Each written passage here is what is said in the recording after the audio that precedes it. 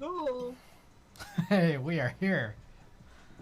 Alright, I don't know about you guys, but I feel like my stream sounds might be a little lagging. Let me know, but everybody welcome. All Hex welcome. Zero, welcome. I got a bunch of packages to open. Andy's on the call here, my co-host. Welcome. Oh, I gotta open those blinds. Get a little more texture here.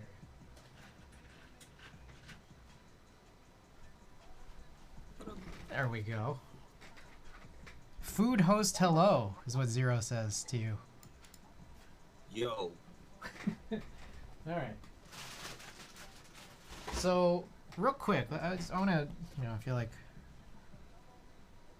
I forgot to do something here. I need to send this picture I just posted on Instagram. I need to put this on the Discord.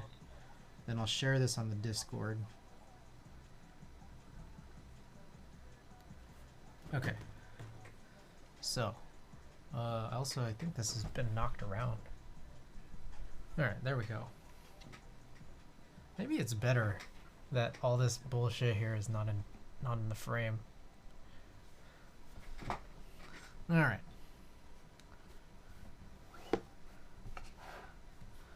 Okay, so let's go to the Discord here. I gotta show this to you.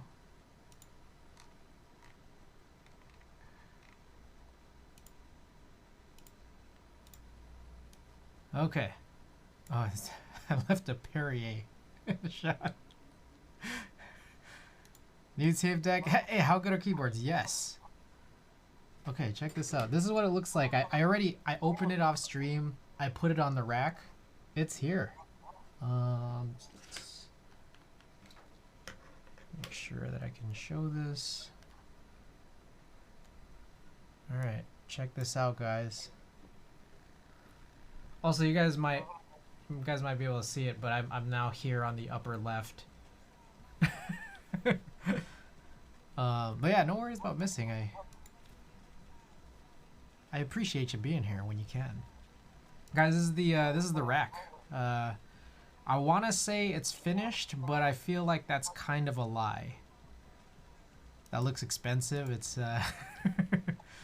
it's nothing to sweat here, but so real quick. This right here is my stereo amp. There's a lot of stuff that goes on there. Oh, here we go. Jesus Christ! Doing art gear? Yeah. So, okay, so here's my amp, my stereo amp, and it's sitting on a adjustable rack shelf. That way, like, it can support all this weight. This is about 23 pounds. I think even if it wasn't all the way to the back of the rack, it probably could still hold up with one-sided rack. But I decided to do this anyways, but what I hate about it is that it takes up a whole rack unit. Anyways, and on top of that, like, there's these rack feet. That's a nice rack. Thank you. Thank you. So I emailed Yamaha customer support and said, hey, did you guys ever make rack ears for this? Like, I see that there's some holes on the side. Seems like you can put some rack ears on it. They got back to me saying, like, I don't think we ever made rack ears. They literally said, it seems we didn't make any rack ears for this. I have no idea what the holes are for. Good luck. We think you could find one, like, secondhand. So I've been, like, looking. I've been looking for these 3U, like, rack ears. And I actually found some that almost look super perfect on eBay. And they're really expensive.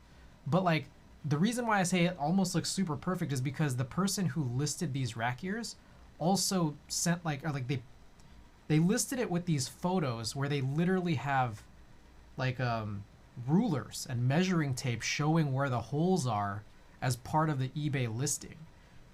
And I think it's perfect. So despite it being expensive, I just went and bought it. It should hopefully be coming soon, and then hopefully we can get rid of this entire, like, we can, reclaim this rack space. We can take off the feet, and then we can just kind of figure it out from there.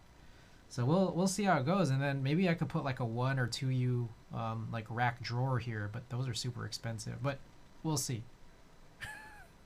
Thank you for listening to that. But this is my rack, and so with that said, what you can see here right below, this is the Nakamichi MR-1. just came in. I've tested playback. It seems to work. So I would... What on earth is that girl on your PC? That is, that's Nico Robin from One Piece. I've seen half an episode of One Piece. I just decided, you know, I kind of just wanted this anime booby girl on my PC. They're selling it at Japantown. It was an arcade that was closing. Okay, anyways, I've tested this for playback. It seems to be working, which is really cool. Someone told me to watch One Piece. I asked them how many episodes there were. I got through about 6 episodes and gave up. Yeah, I heard that the arc that Nico Robin first appears in is like several hundred episodes in. So, yeah, I don't know if I'm going to get there anytime soon. I'm still on the first episode. Just started my One Piece journey. Okay, so, guys, I would love for you guys to, like, be able to request tapes. The problem is that I don't have... oh my goodness, it's not bad. I don't even watch anime. all that for One Piece. I don't have my Discogs updated to list my tapes, so I have no idea how you guys are gonna request tapes. I could show them off, and then I don't know. You guys could just yell them out, and then I'll just choose from whatever you guys want to see. But here's the collection.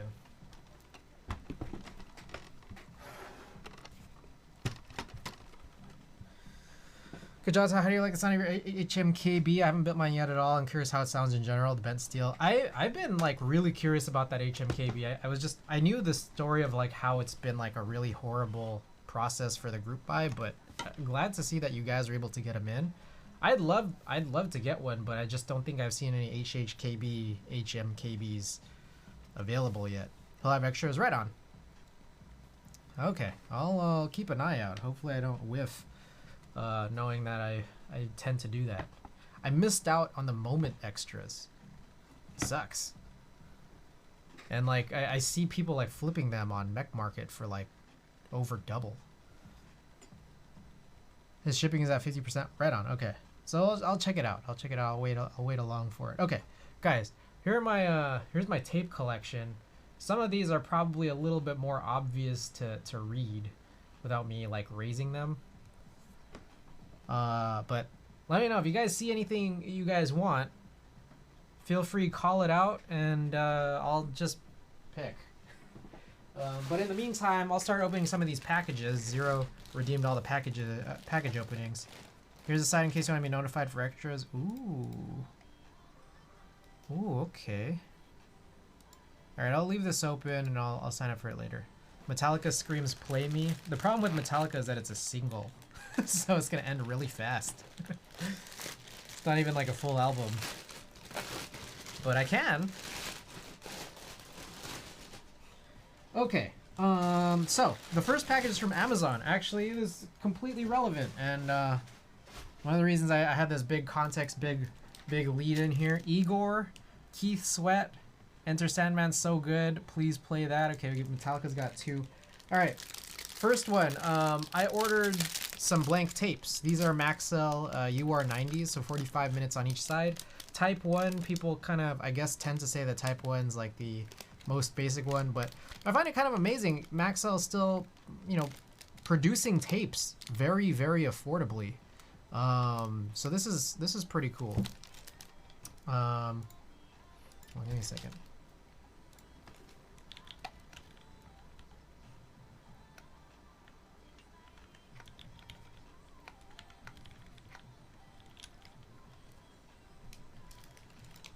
Where does one buy blank cassette tapes in 2022? Definitely not in my local Best Buy. This is off Amazon.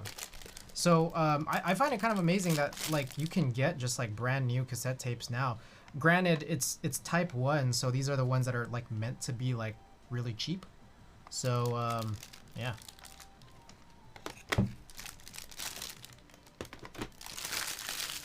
It came in with the plastic around all 5 of them torn. I honestly just wanted these because I wanted to be able to test recording before I start looking around for like new old stock or used tapes. that are like higher quality, like Type 2 or Type 4. But let's see. Let's open one of these up. You guys maybe want to, should we try? Like, I don't actually know really anything about recording tapes.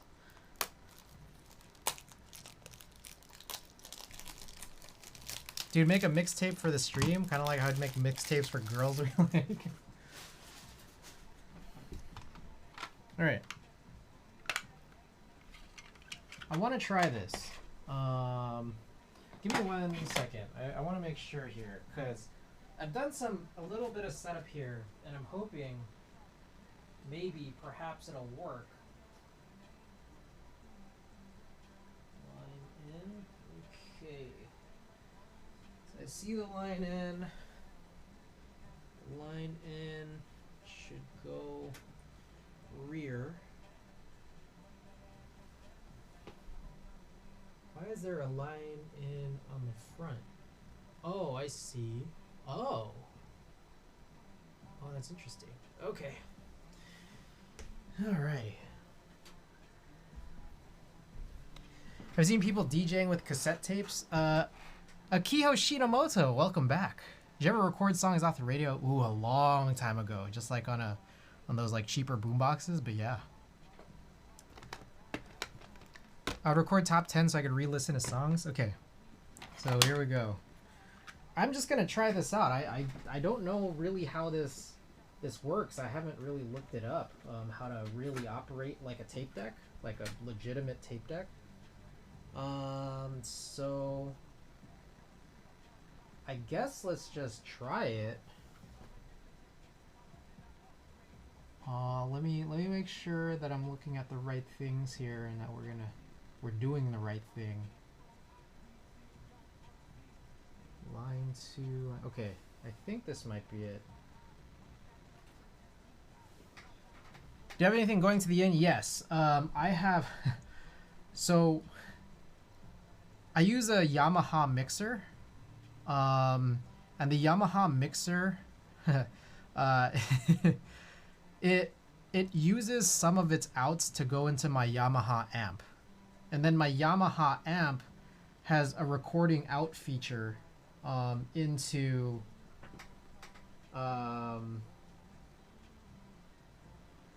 wait, hang on, let me think about how this works. I think I'm doing this somewhat incorrectly. Okay. Okay, so maybe want to visit my Value Village, see if there are some cassettes to pick up. Right. By the way, I realize I'm missing a lot of messages here, but I will come back to them as soon as I figure out what is going on.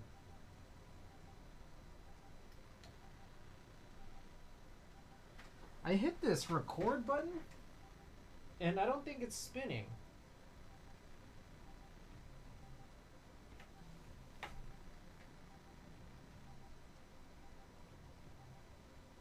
So I don't know if this is actually working. The record feature. I don't know. Should we look this up?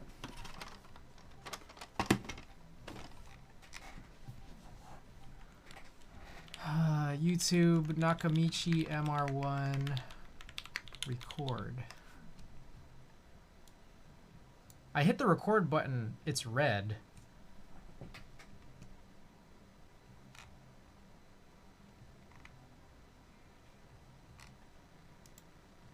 Like the light came on. We get one of those 90s camcorders and wire it up for your stream. You know, that would be kind of funny, huh? That'd be pretty interesting. I think it's definitely like possible. I used to have like an RCA capture card when I was like in high school, because I was using like an old camcorder to like, I don't know, record school projects.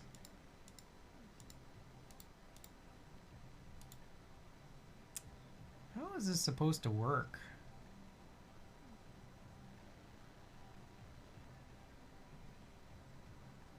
Sorry, I'm like watching this. I realize you guys can't see anything I'm doing. I'm watching this video of some guy trying to operate it. I have it on mute. I don't think this guy's testing record like at all, so I'm poking around. Did I just click the same thing? Is that the same video? Yeah, I did just click the same video.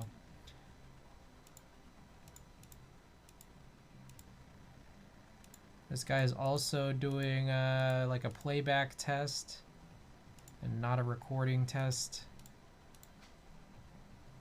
RCA to HDMI converters for cheap. Yeah, no, that would make total sense. Like, I figure I could.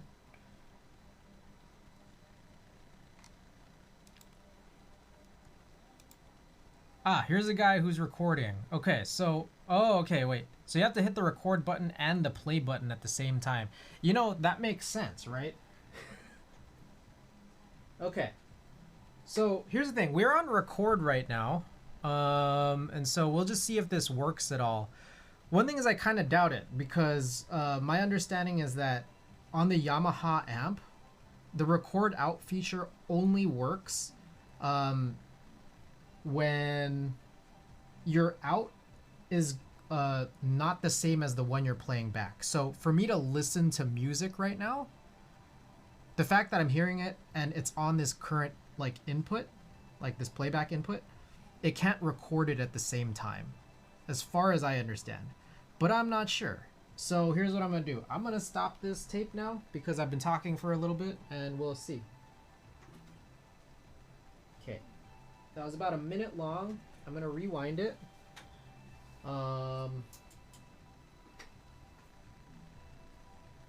Okay, I'm gonna go to my music. I'm gonna stop the music real quick. And then I guess I'll play this. See if this works.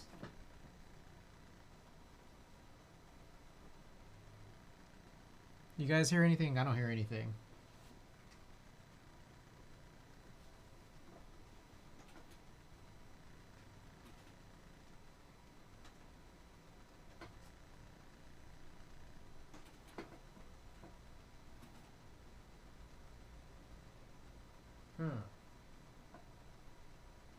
What? I don't know if anything happened. To be perfectly honest. Alright, let me try something.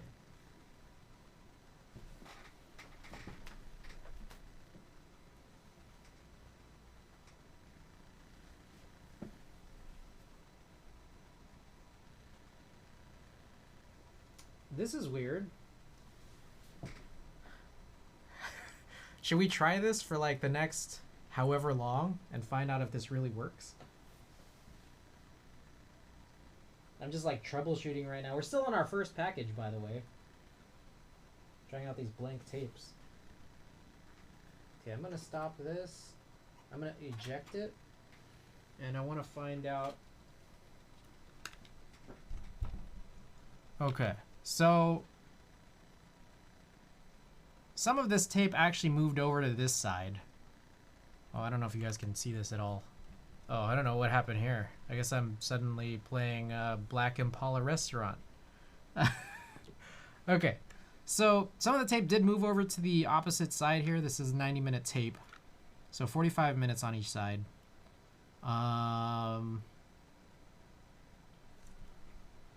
Let's go back here.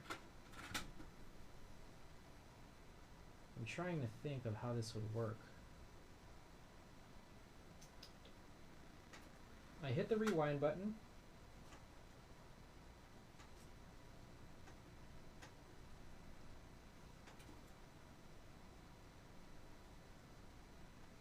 Alright, it's claiming that it's being played right now. But I don't hear anything. I'm guessing you guys might not hear anything either. So I'm gonna rewind this, and what I'm going to do from this point is I'm going to go to this line, and I'm gonna switch this to line 2. So now I won't be able to hear my own stream music, which I already turned off, just for the purposes of all this. Then I'm going to hit the record feature again. Okay, so now I'm recording again.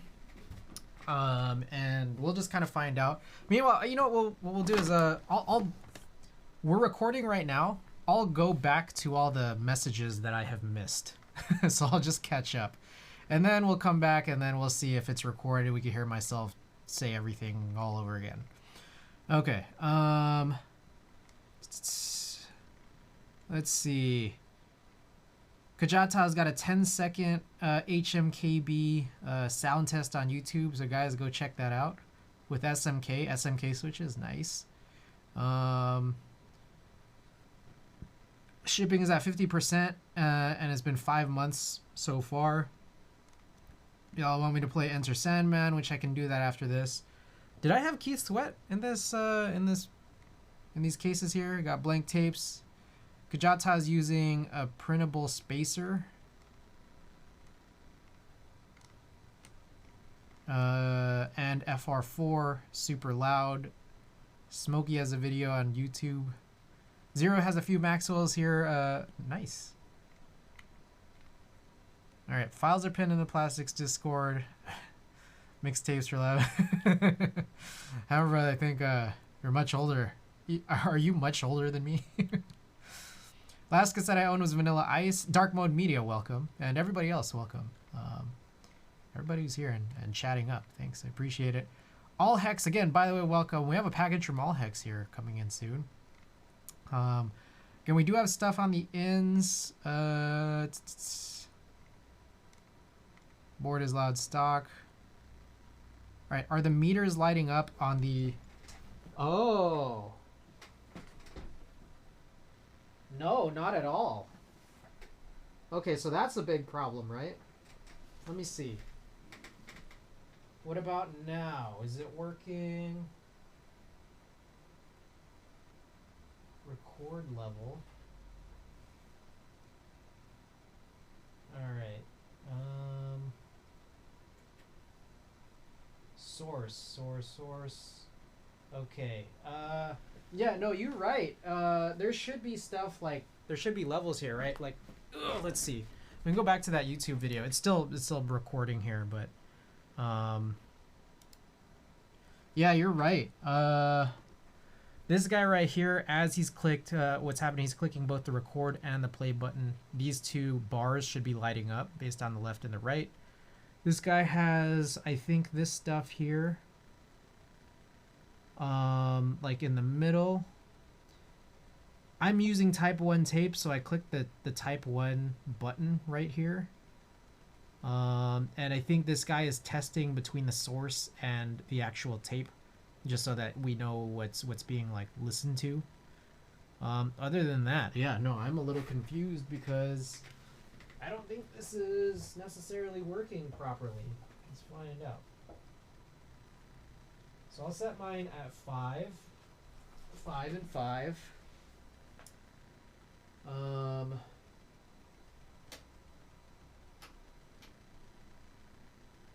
Yeah, this is weird, huh?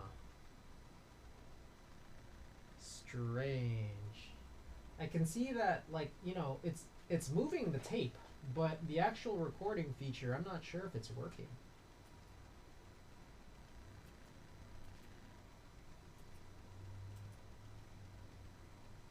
I'm just kind of clicking everything now.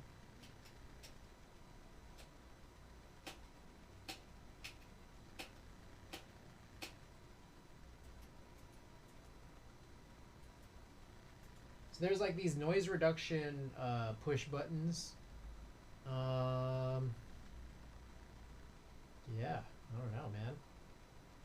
Okay. Would a manual PDF help?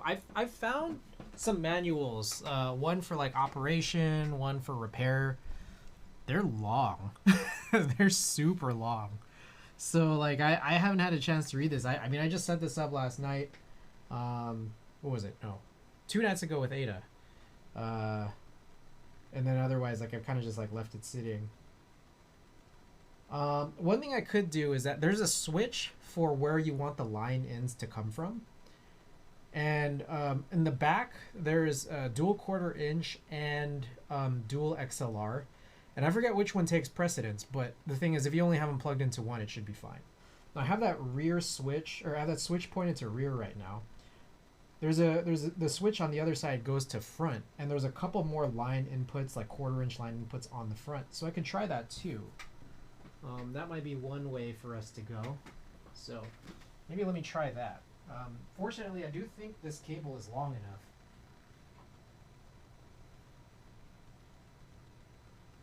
Some stuff in here.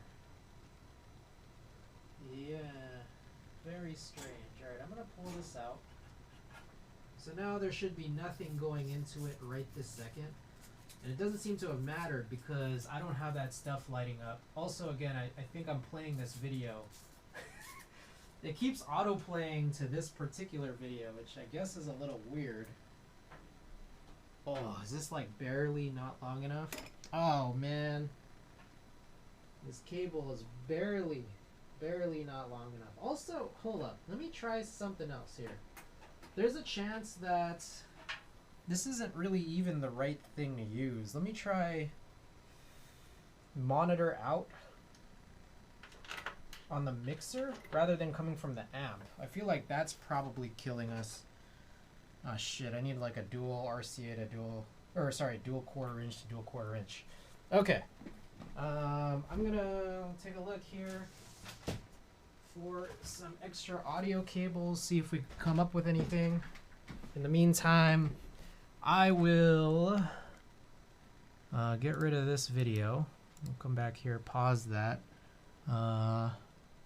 Let's see, full face. We'll play some music, bring the ambiance back. I know it's been a little quiet. I apologize for that.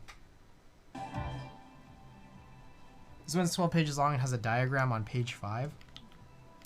Yeah, there's a chance that like what my line in was doing was not the right thing, but let's take a look at this. Yeah, I've seen this manual. But yeah, let's see here. The master recorder / reproducer. Okay, that makes sense. Whoa. What has happened? It seems to have stopped, despite me not having done anything.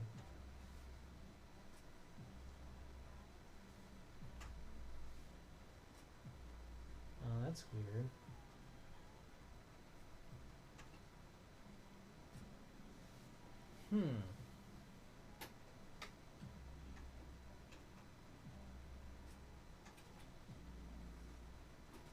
I think I bought a lemon. I know it can play. That's the thing. It can actually play.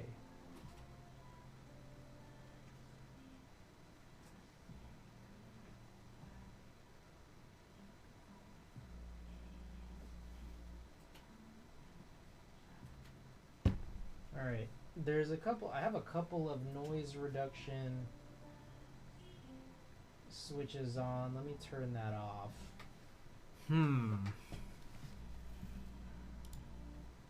Let's read this.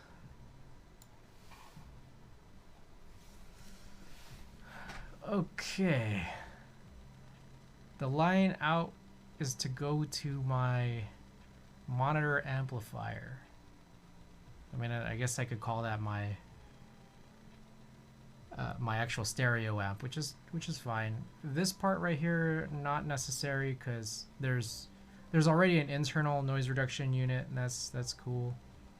Okay, this one is saying you can put the mixer into here, and maybe this is what I need to sort of do, is just like use this from the front, I suppose. Oh, there's like a remote. That's kind of cool. All right, let's think about this. I gotta find some dual male 1/4" RCAs. I have. Here's a question for you guys. If I have two single 1/4" cables, like this can just take the place, right? There's nothing wrong with this, is there? Because if there is, then I gotta look. I think I might actually have more still.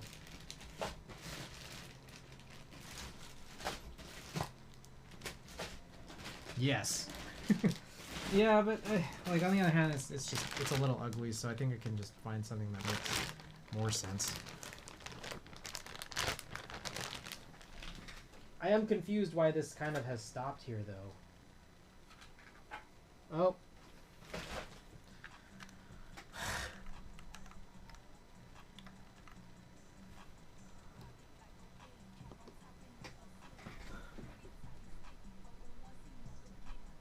All right, what went awry? Do you guys think it was this tape, or do you think it was the deck?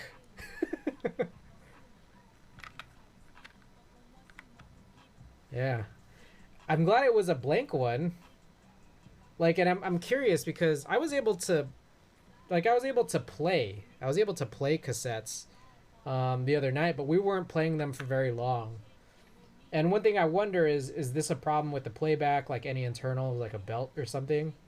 Or do you think it was possibly the recording feature that caused this problem? Have you cleaned it? No, I haven't cleaned it at all. It's crazy. I mean, I've seen, you know, I think you could even see the thumbnail of that YouTube video when I was scrolling through the search results. The internals on this is crazy. So like, and on top of that, like the actual the the operator's manual or whatever, like it was long. It was very, very long. So it's like I haven't gone like way like deep into it like at all, considering how much there is kind of to this. So yeah, this is a little concerning now. All right. So what do we do? One thing I'm maybe thinking is, should I try just playing a blank cassette and seeing if this happens again? I don't know.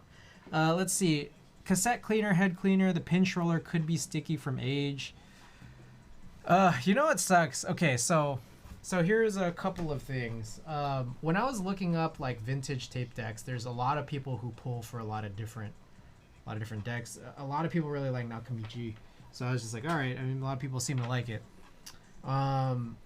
But everyone also says that when you're going for vintage stuff, you have to get it like, you know, kind of serviced. And so you could find a bunch of listings on eBay for like broken or 4 parts tape decks. You can find a bunch that kind of say like, hey, this needs servicing. You can find ones that claim they've been serviced, but they're really, really expensive. I went for this one. This particular listing seemed like it was a good price. The person was kind of brief in descriptions and messages, but seemed to assure me that it has been serviced and that recording and also playback worked. Well, playback worked and that recording worked. I'm a little bit concerned about this guy though. This situation, like I'm curious if, like, again, for that matter, if I go and play a tape long enough, like that one, I think it stopped at the 540-second mark. So what is that, like 9 minutes? At 9 minutes, it stopped and it did this. So I kind of want to just play another blank cassette for right now and then just see if it'll cause any of these problems. And then I don't know, I want to see if you can attribute this to just the whole operation of it versus if this was caused by recording. What do you guys think about that? I don't really know otherwise. Like, this is just kind of like a test to see. Tape head cleaner. Okay, I'll add this to my cart. Appreciate that. What do you guys think of my plan? Should I do that, or should we just cut out the cassette portion of the stream?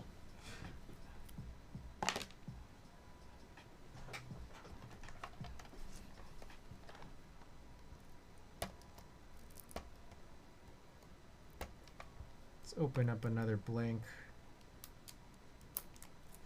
How do you fix a cassette? Like, given that this tape looks like this, is there like any remediation for this, or is it like just over? Anthixius! Oh, hey. Welcome back to the stream, Pencil. Ah, okay. Does it need to be like a number 2 pencil? This guy might be too thin, huh? And just also weirdly, oddly shaped. I would try an actual cassette. They're higher grade.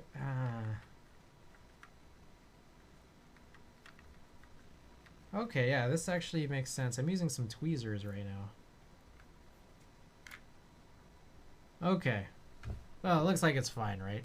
Fell asleep the last stream? Right on. It's okay. No worries. There's always the VOD, right? Then go spinny. Okay, so we're back in business on this guy.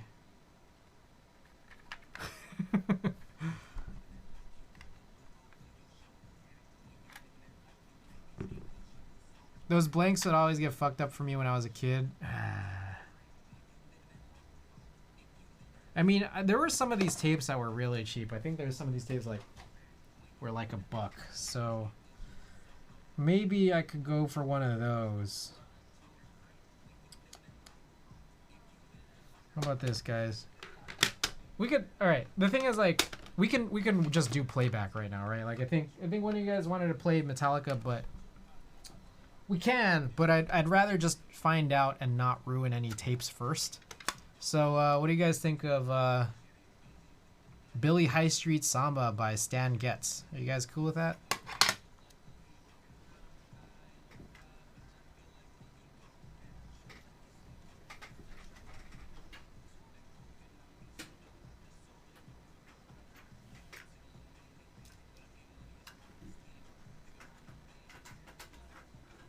Never heard it. Pop it in. Sounds like fire. All right. All right. I'm going to rewind this.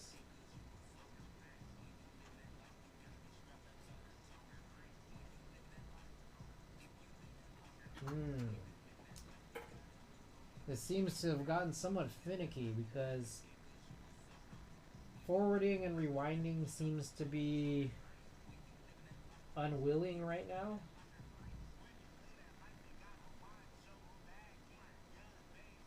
So I'm not really sure what the heck is going on.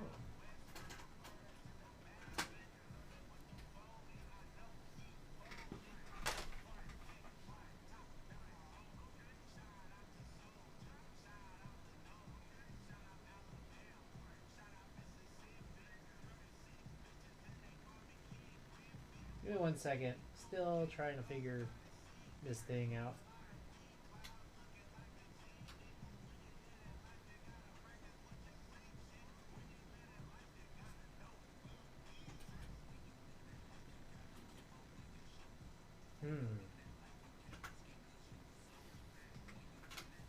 I don't think it liked the last tape, I gotta say. Chris suck. Hey.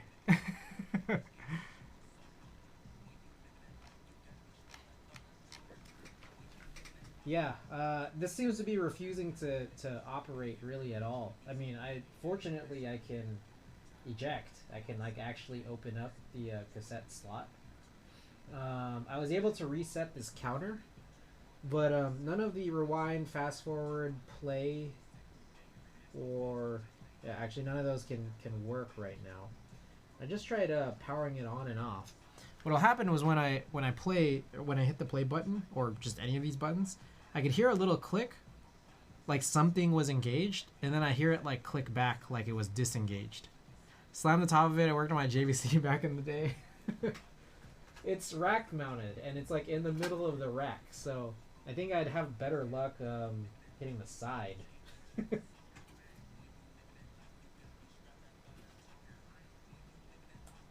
Okay. All of a sudden now the counter went up, but it's kind of doing the same thing.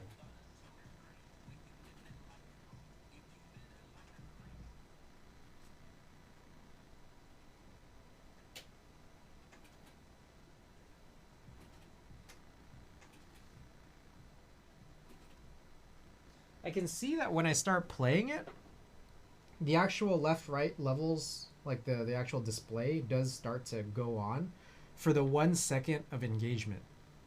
So it seems like something is kind of working, but not really fully. Aha. Well, that's an issue, isn't it? I mean... Alright, this has turned into a tape deck stream, hasn't it? Which is, like, kind of fine, right? I mean, this still kind of counts as makers and crafting, just trying to figure out how to troubleshoot old tech. Does that count?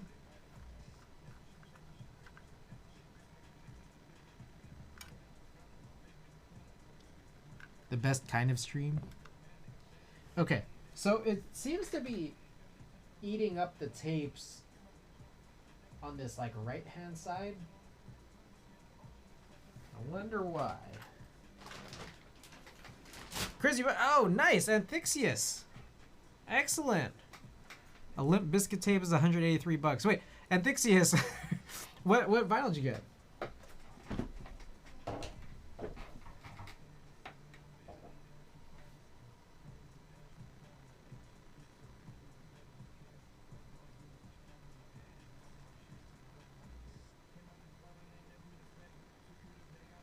And also, again, by the way, guys, still troubleshooting right now. Trying to learn how this would actually, like, work.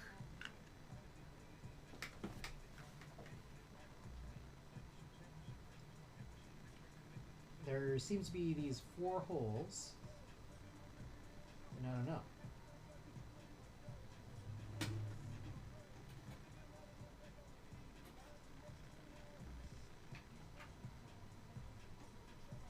It's not working in a way that appears to be preferable. Sleepless Nights dropped from Lo-Fi Girl. Now I'm really wishing I got in all the other vinyl drops. Oh, nice. Since I won Chris' vinyl giveaway vinyl, I'm forced to buy a turntable. Hey, it worked. It worked.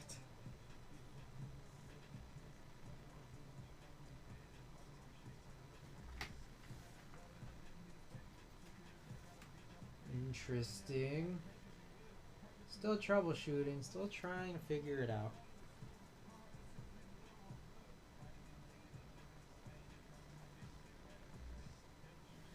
Okay, let's take a quick look at this thing that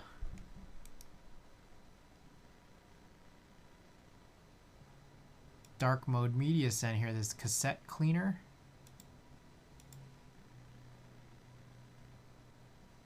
Ah, I see.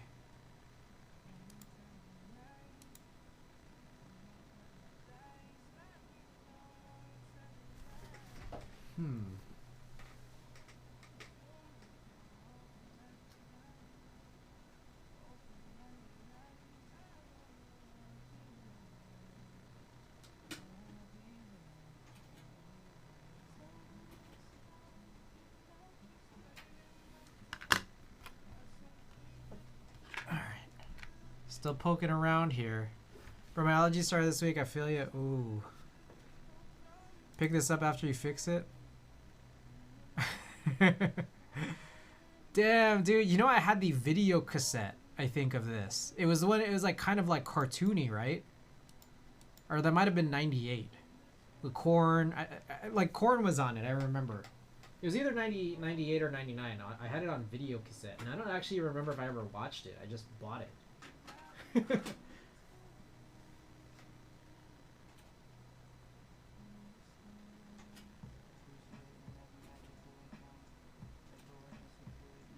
Yeah, I don't know. This seems to be pretty unhappy with us. Any playback now is kind of like, it's just disengaging just after after like 1 second. I'm slurring words like I'm 5 drinks deep.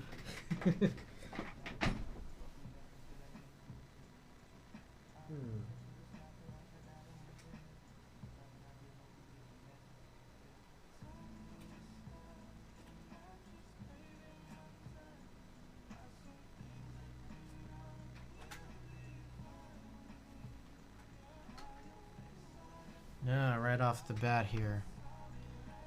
So what is happening? I feel like it's, I don't know what those things are called. I don't know if those are the heads. I don't know enough about the anatomy of a tape player, but the thing, like, the issue keeps happening here, like it's popping out from this particular, like underneath this hole. So I think like the head or whatever you call it that's going in through there is possibly not doing something correctly, or I don't know, could be anything because I don't know enough about tapes yet. So this has become a really interesting situation. I kind of just wished that like I could show you guys what's happening, but this thing is you know, very off camera, you know, blowing like an old Nintendo cartridge. Yeah, hold on, I'm gonna I feel like I want to shine a light in there because it's kind of dark. Oh, it's like moving right now.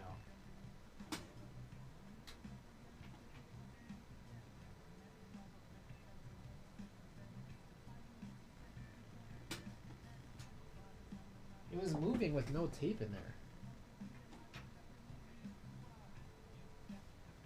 Is it supposed to do that? That doesn't seem quite right.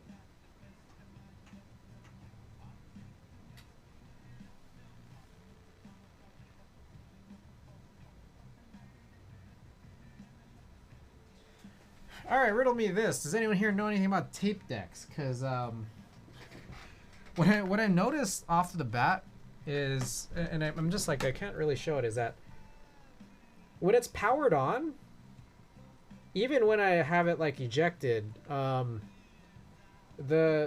thingy, the head for this number 3 right here is just constantly spinning. That doesn't seem super right.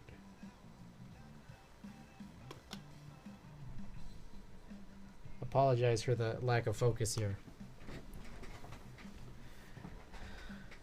Trying to say suspension to my one friend, I ended up saying suspension. Okay, well, I kind of want to look at this, the diagramming here for this Nakamichi deck now. So I think this is what I'm looking for, the service manual. Oh, this is a ZX7, wrong one. User manual.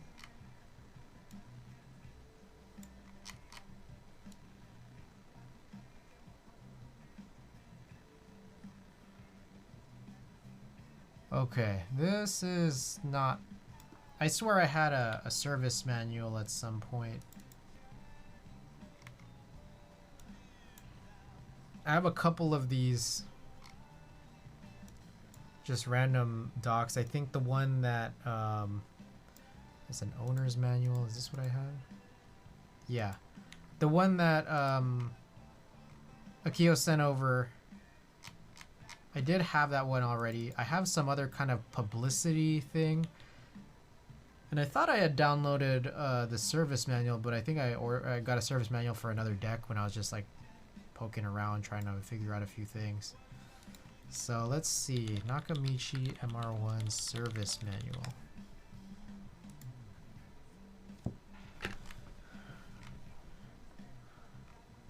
This is, I'm not particularly excited about this one based off of the first page, but the subsequent pages seem okay. Now, how do I get this PDF from manualslib.com? Oh, download this manual. I'm not a robot. Get manual, download PDF. Hope it's not riddled with, I don't know, nefarious anything here. Some cassette players can still spin if you have play pressed. Well, the issue is that it's most definitely not pressed. It's in the stop position. It's definitely in the stop position, and it still seems to be spinning.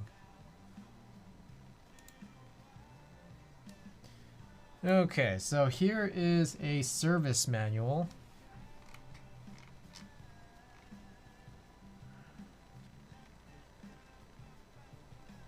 Okay, this happens to be 44 pages long.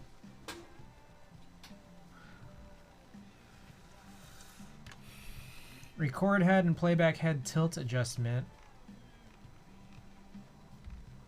Okay, I really want to zoom into this guy here, because I feel like this probably has some good information. TTS time. I need to OCR this. That's the problem. I remember I was doing OCRs on the user's manual or owner manuals or whatever, and like I had to find like the right free online one to actually get this to work properly. So if you guys would like to find the service manual and then run it through OCR and then send it over to me, I'll gladly read it off through TTS. Okay, I feel like I want this blown up even more. Also, like, it's immediately very annoying seeing assembly abbreviated as ASCII. Like, it's really distracting. I'm not gonna lie. Not sure everyone wants to hear a TTS of this.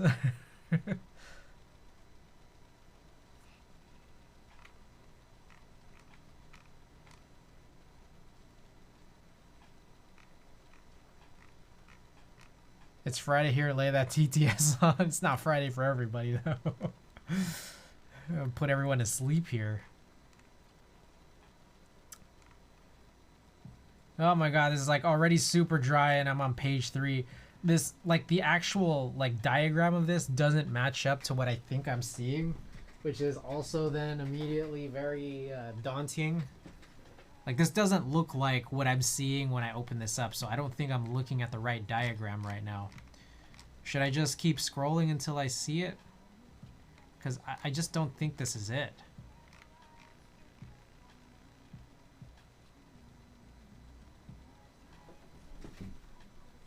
Okay, this looks like it makes sense. The fucking writer for this manual had a shit-eating grin on his face the whole time. The whole time!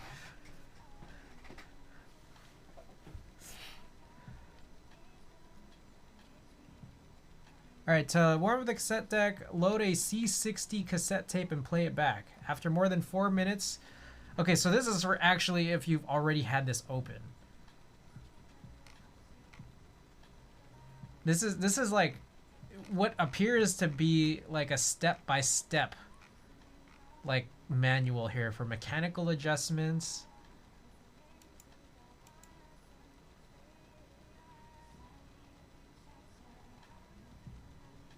Interesting to read this kind of documentation in 2022. No, dude, it is so interesting, dude. I can't even like describe it. Like just the fact that like there are like cassette deck like experts that like there's you know they do exist, and it's just like I wouldn't think of this because you know like I'm kind of like a younger-ish guy to the point where like you'd have to take an interest in tapes to really like know about it. At this point of as it's something that's maybe just we could consider a little bit older, but these like tape deck techs, like they don't seem to be very like young people. So and for that matter then it's just that like they're around and like I could probably snoop around and find one, but it's not like they're like crazy common, you know, like especially if you're looking for one local.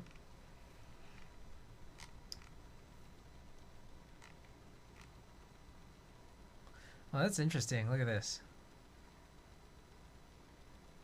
The owner's manual, like I guess. Bro, I don't know what I'm reading. Okay. I'm glad someone went through the task of scanning all this though, you know?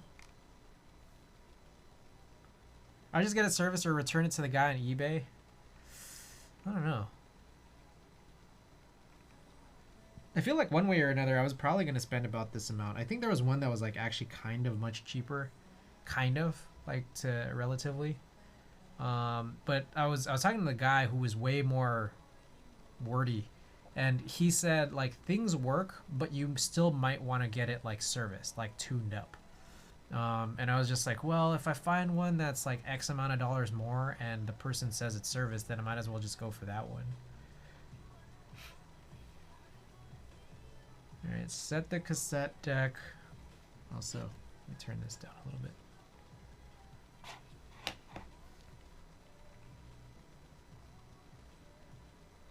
Set the monitor switch to tape and connect a VTM to the output jacks. Load a 1 kilohertz track alignment B tape. Oh, interesting. Okay. That's for like head height and azimuth alignment. ASCII is short for assembly. Yep.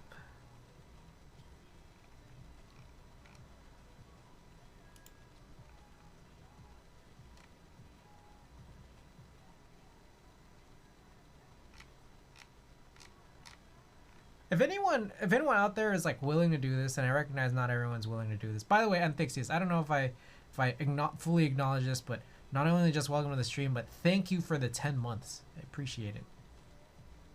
Might just need to try this. Ooh. What we got here?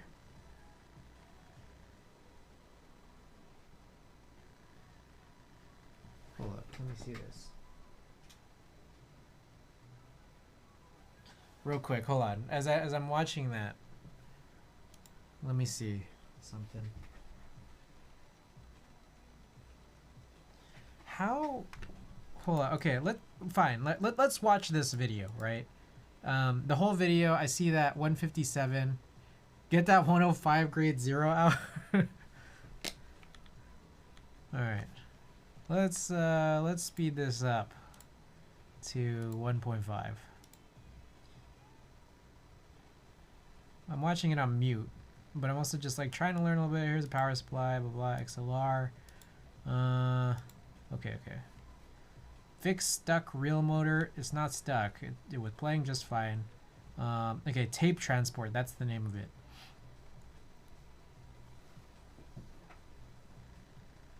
Also, by the way, just real quick, guys, you're watching my stream right now, right? I recently moved my face cam to the upper left. I've had it down on the lower left for forever. Let me know what you guys think of this. I've noticed a bunch of other keyboard streamers put it up here, and I actually think it makes more sense because typically like we're doing work on the bottom half. But also on top of that, let me know. I also put the overhead underneath this for when I'm looking at my screen or whatever. And I have this little gap there. You guys, I don't know if you guys like that gap or not. Whatever. Remember that stream you decided to open up that soldering gun? The station? The desoldering station? Okay. So here's the tape transport. Okay, so this is just spinning. This is just spinning nonstop. And it's like, alright, that's chill. I'm not sure if that's like when it's powered on or if it's engaged in some kind of other position. Is that gap up to material spec? We gonna open up this bad boy? I don't know. If we do, it'll be later in the stream, but I don't know. I realize we've already been on for an hour and I've still only opened one package. So here's the bias calibration, which I was reading a lot about this. This is like kind of for bias fine tuning, depending on the type of tape you're using for record. So here, like I can go and try to do this, but this part of it is a little bit confusing because I'm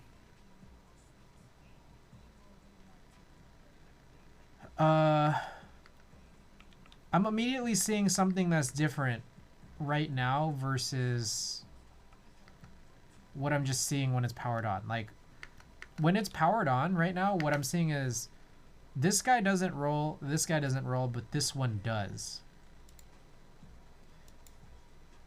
So let me see. I'm gonna take a closer look. What did I just do with my phone? Am I stupid? Oh, it's right here. So no need for that 105. Left Chris or right Chris? Am I a Twix now?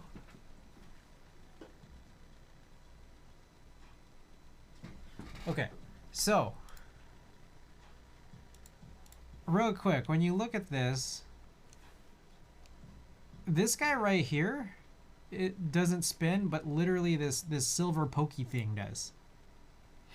Does this dude in it have a different mode to you? Maybe try pressing play, and if it moves like in the vid. when I try pressing play when it's open, nothing happens. It won't go away from like the stop position. Same thing for reverse and fast forward. Nothing happens when I click any of those. It stays like lit at the green position for stop. Or it stays lit on the stop position while the deck is open. When it's closed,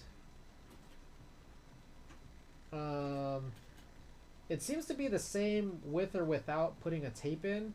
I could click some of these other stuff, like I could click the play button, and then it does this thing where it engages for a second and then it stops right away.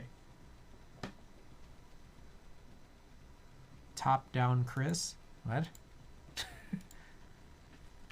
So this guy right here, one thing I wonder is like he's a little too close.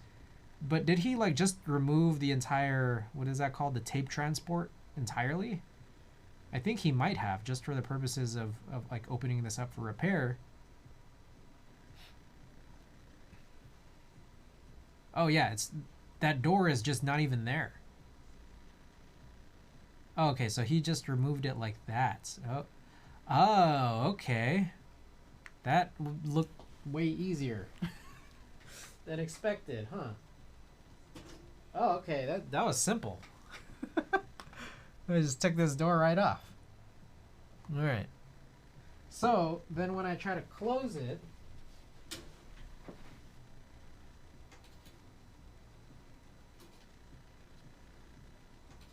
it just, yeah, okay, I can see what's happening. It's doing the exact thing I'm trying to describe. It engages by pushing this, I don't know, this thing from the bottom up. And then it just comes right back down. And I'm not sure if the reasoning for that is because this thing is just spinning nonstop.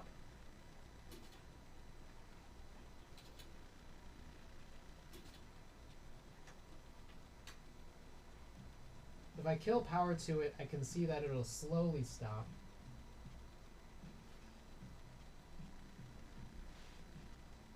Yeah, now it's completely stopped now that I've turned it off. 007 Mini-Me, welcome back to the stream. Seeing internals of that tech, I'm having flashbacks when my VCR ate my movie, took that thing apart and had to replace a motor that had burned out. So this one's weird because this motor is operating when nothing is happening. Like, just on the right side. That's what's confusing. So I power it on and it immediately starts spinning. And I'm not sure if this was happening before. But I only came to notice it once I opened it up after it ate a tape. So I'm a little bit confused by this one.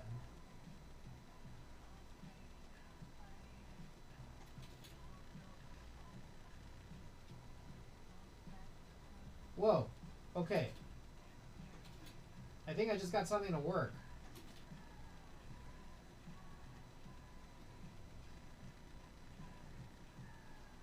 What did I just do? I just spun this thing.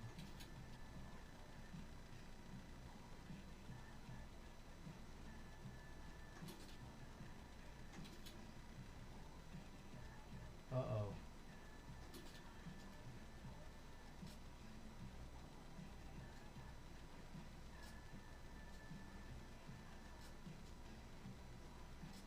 This doesn't seem good.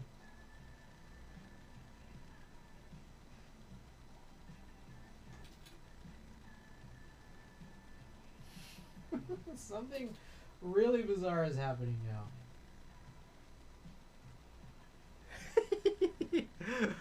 Too bad you don't have a portable camera hooked up, which is seeing. Hold up, maybe, you know, actually we might be able to get this to work. How though? I gave my boy Jose one of my webcams. I stole these two webcams from work when my office was closing down. I gave Jose one of them, so I have one remaining. So I guess I have to unplug this and then put this into my streaming PC and then put in a new video source into OBS.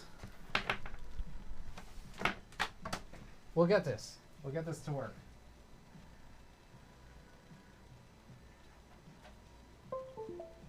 Y'all hear that? Okay, you guys ready? Let's try to set up a new source here. Let's go to studio mode. Let's clone this scene. Duplicate. Webcam. Let's add a source. Video. Capture. C920. Does this work?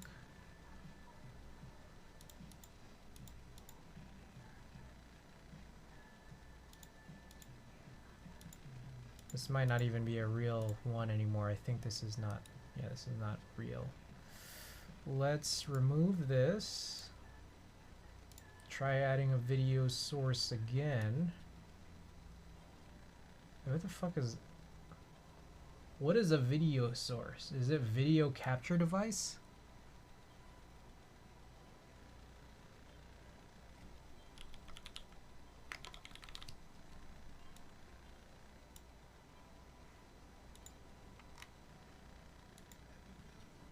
Aha! Hey, there we go.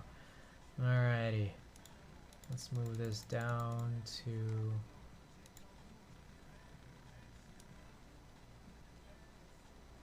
Why is it... It's just... This proportion is really weird. Why does it look like this? What the fuck kind of proportion? It's like 4:3? This Logitech webcam is like 4:3?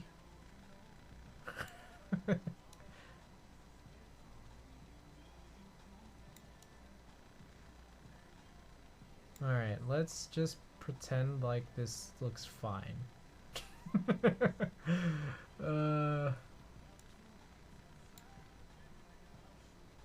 Let's lock this and we'll take out HDMI switch. Okay, let's do this. Right guys, this is my ceiling. There's some sound panels on the ceiling. There's sound panels in front of me. You guys probably might have never seen this, but okay. Here I am.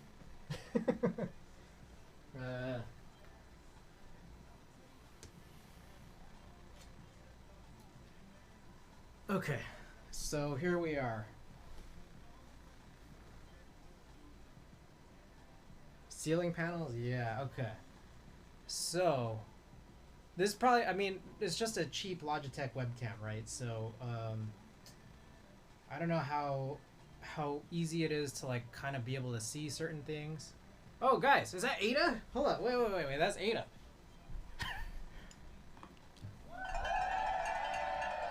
There we go. Okay, check this out. So I have removed the door of the tape transport, right? And quite literally, so what was happening before was that, well, it's still kind of happening right now. This pokey guy right here. I don't know how well you can see it. Hold on. Let me. I'll point my soft box towards this just so we can get more light.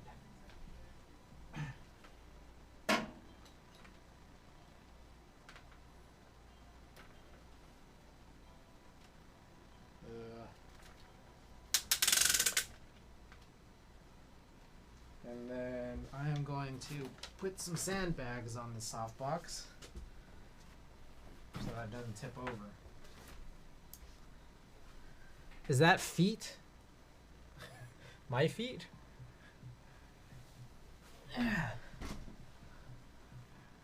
Okay. Here we go. You guys should be able to see this a little better, right? Okay, so what's happening right now is this pokey guy right here is just spinning nonstop as it's powered on. At this stage now, I can play and it's like engaged. But weirdly enough, this counter is going really fast. This is going faster than seconds. What I think I've done to cause this to happen, well, what was happening before is like I would engage this and it would like almost immediately stop after about a second. I spun this just a tiny bit.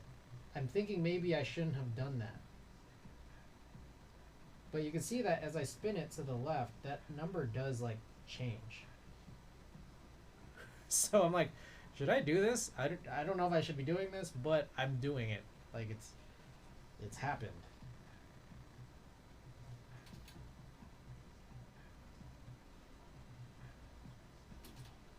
The counter is moving fast because there's no cassette to provide the resistance. This is normal for my memory. Oh, okay. So are we in good shape? Now here's the other problem.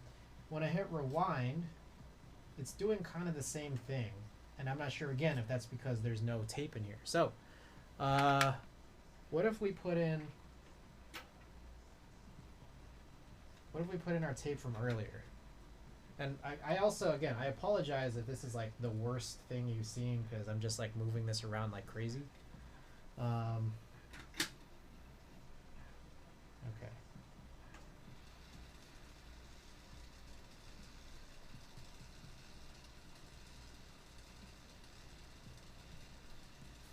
So it's rewinding right now, surprisingly. Seems to be working fine. Let's hit this reset button. Let's hit play. Okay, so all seems to be good right now. Is it just me or is that still going like pretty fast though?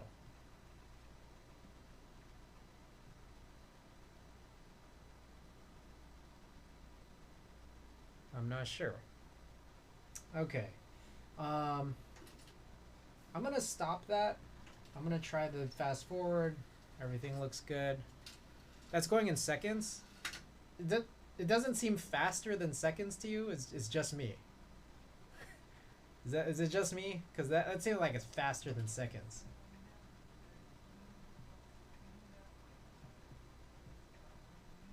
Like, that's pretty fast, no? Like, I'm thinking about like Alligator or Mississippi.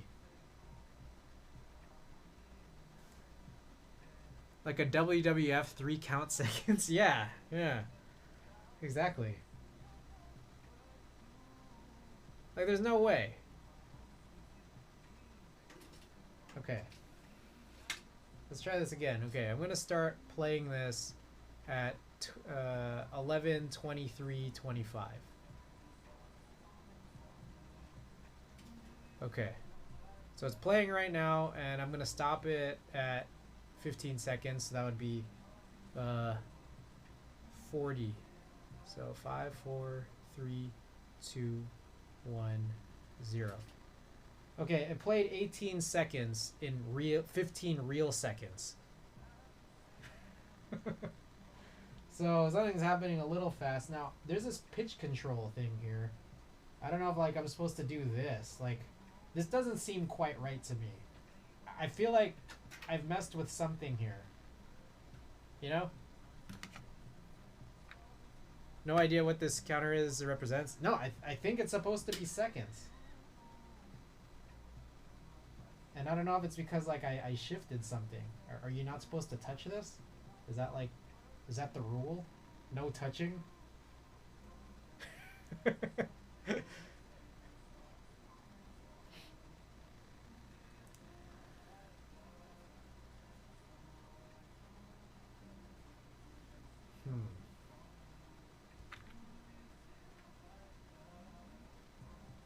What if I lower the pitch?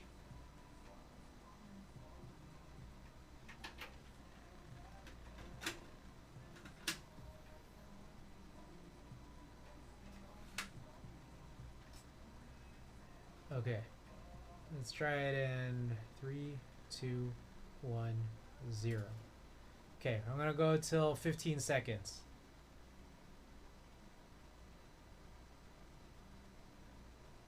I used to touch that piece all the time, dude. These things are durable as fuck. I'm not joking. Well, I mean, just in terms of... Okay, now it's done 20 seconds. Do you remember which way I spun it? Did I spin it clockwise or counterclockwise? It did 20 seconds, or like a 20 count on 15 seconds, and I don't know which way I spun it, so...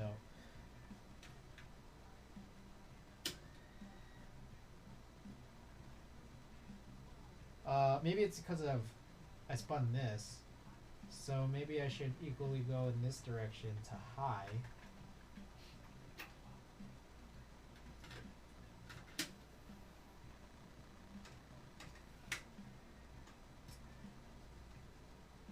Okay, let's try this again. 3, 2, 1. Whoa. Oh, I hit the wrong button. Okay. 2, 1. What the? Hold up. Am I stupid? Am I just pressing the wrong button because I'm not looking?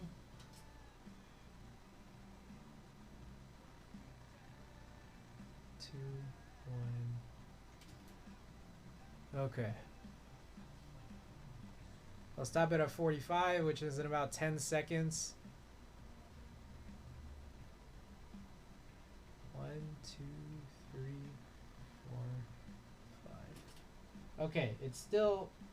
I don't know what to say. The counter is going even faster. Like, no matter what it is I do.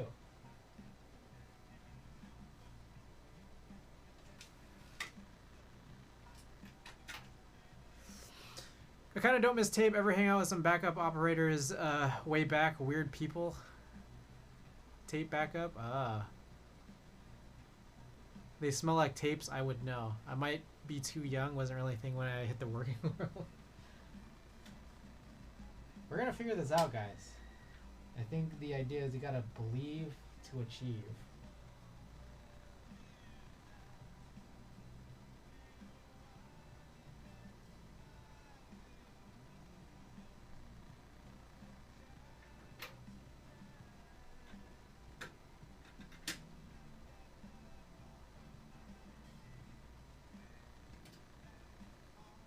Fuck, I hit the wrong button. I keep doing that shit. Okay.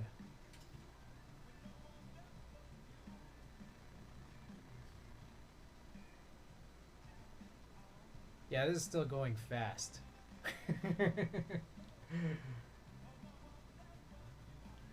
Okay. Am I thinking maybe this just doesn't matter? Like, what if this just doesn't, like, really matter, you know? Like, what if this is, like, 5?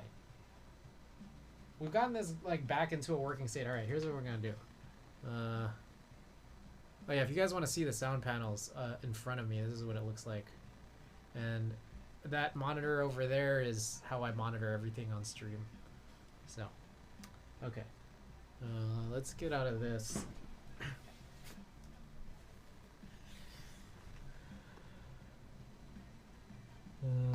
Overhead.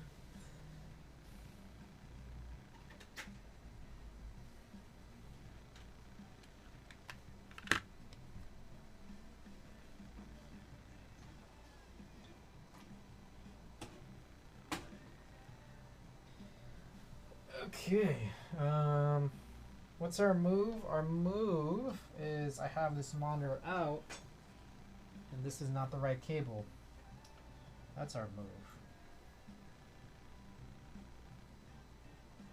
Yeah, I need some dual. I have them. Actually.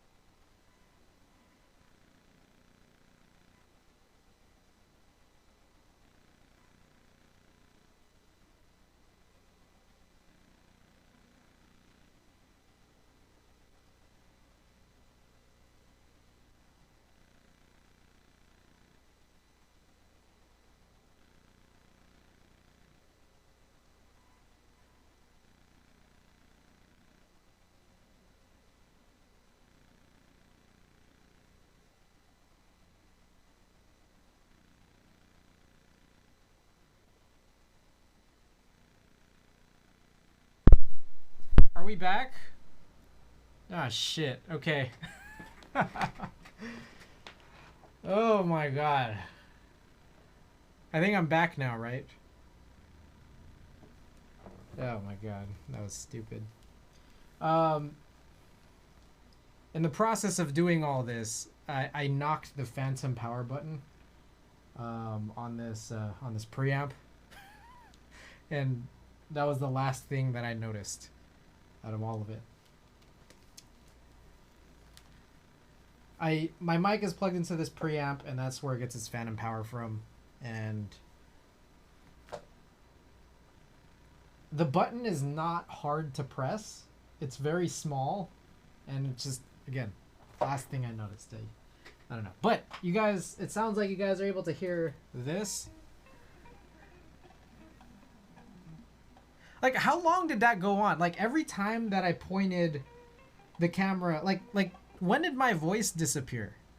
That's what I'm confused about. Yes, I knocked a button again, yeah.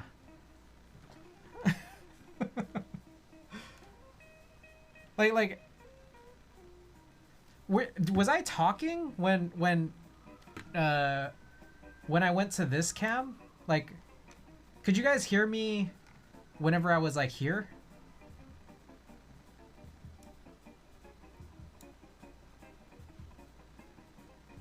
For at least maybe some of the time that I spent here? I don't know. Did you guys hear me talk about how I was trying to put this camera on a tripod and that's how it's like pointing at it right now? Look, whatever. Whatever.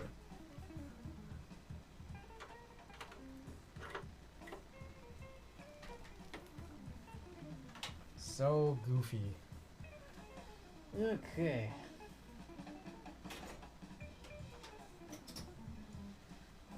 So here's what I'm gonna do. I'm gonna stop this tape now. It seems that we can play tapes again. Holy shit, was I muted for like a really long time? Oh man. Okay. Alright. What the fuck, really? I was just talking to myself? I was talking to myself the whole time! Oh my god.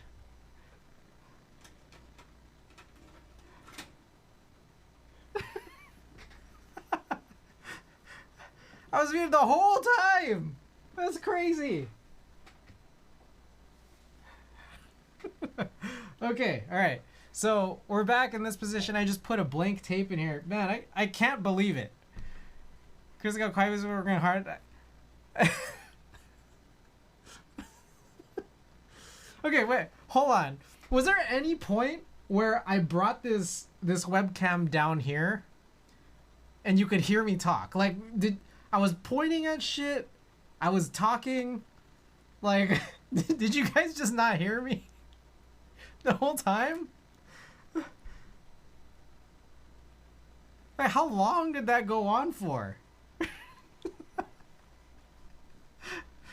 You heard a bit of it? Okay. Okay. Alright. At one point, I thought you were yelling at someone off camera. 10 minutes! It was 10 minutes! Are you crazy? Last thing you heard was about you touching that right thingy. Oh. Shit. Oh, that's weird. Okay, alright. Whatever. I just disregard... Like, I mean, I know what the problem was. I hit the phantom power button on accident. One of the things that I think it could be is that, so there are these line inputs on the tape deck. And when we were trying to record way earlier on stream, we had it on the rear. There were these rear line inputs and it seemed like it wasn't working. Like the record feature wasn't working.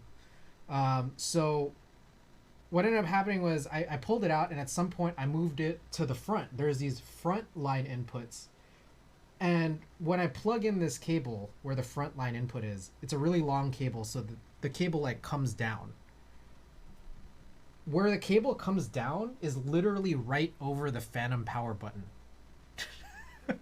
So, yeah, the tape deck. This is the tape deck. And also, this is a webcam, so the camera quality might just not be as typically good as my other two cameras, but yeah, we're going through it right now, and we're trying to figure some stuff out. But PC Load Letter, welcome. Everybody here, welcome. I apologize if I missed anyone. Kerbal, welcome. But I appreciate everybody here. Okay. So I'm gonna hit this reset button. We have this in record. I think what I need to do, or what I would like to do, so I have the monitor out, coming out of the mixer, going into this particular line input. Now I'm gonna hit this record button, and then I'm going to hit this play button, and now it's supposed to be beginning to record. The problem is that these things are supposed to light up, and they're not. When I hit this button, same thing, it's still not lighting up. The record level knobs or sliders or whatever, these are at 5. Oh my goodness.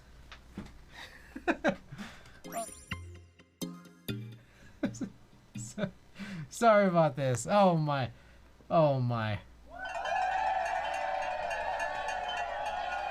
We're going nuts here, aren't we?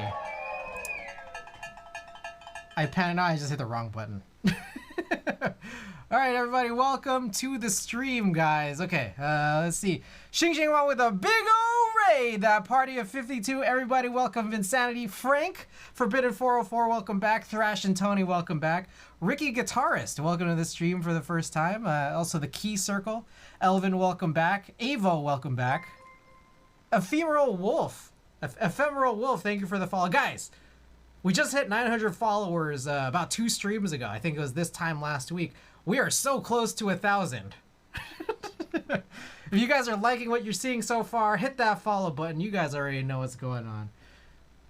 But no, you don't. No, you don't know what's going on. We've been working on this tape deck.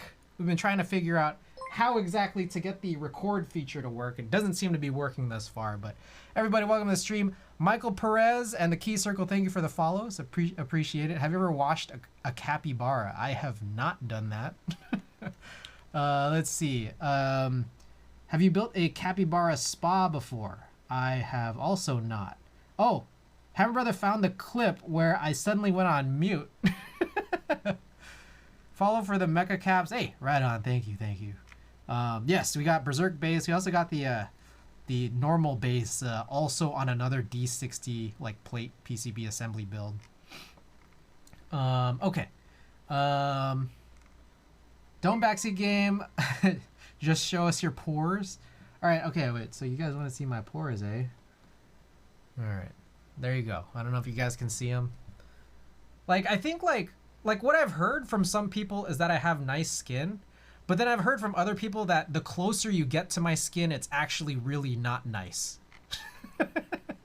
I've heard both things. It's weird. I have no idea. I have no, I have no bearing on this. Like, yeah, it's strange. I have no investment like in my skin quality. I guess sometimes like it gets kind of annoying when you get pimples like between your nose and your lips.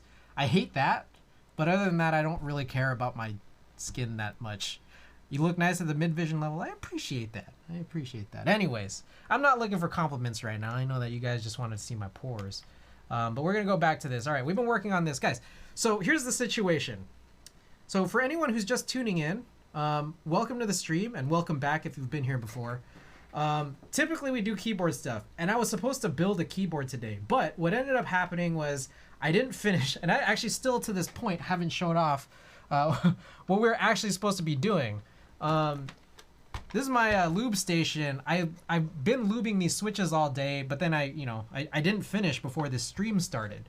And before I even showed this, I threw on all the cassette tapes. We do this thing where when I first start stream, I have a channel points redemption for opening up packages. The first package I opened was blank cassette tapes, and I began talking about this cassette deck that I just got in on, I think it was Monday or Tuesday. And then Ada and I had installed it on Tuesday night. That was a package that I opened off stream. We set this up. We were able to play it back, and everything seemed fine. We started this stream, and we were trying to start recording, and everything seemed to get fucked up, including playback. What is that over the lube station? This right here is like an A4 paper tray that I just, it's like a clear acrylic paper tray. And I just flip it upside down. What's cool is that it has handles. But I think that's also how dust gets in. Yeah, so anyways, there are 4 packages today. We're still on package 1 because we're still trying to figure out how to record blank tapes. So I appreciate everyone's patience here, and appreciate everyone who's here from the raid, and everyone who's here and has just been here. Much appreciated for your guys' presence and you guys watching me like dick around and not get this right. Appreciate it. This thing apparently is still recording. HC Toasty, welcome to the stream. CG mixtape, yes. So at this rate, 8-hour stream. I mean, we're gonna keep playing around. Look, we'll get to the point where we open up all the packages. I don't know if we're gonna get to the point where I actually finish or even start lubing the switches, because I'm still having fun troubleshooting this. I don't know if you guys are.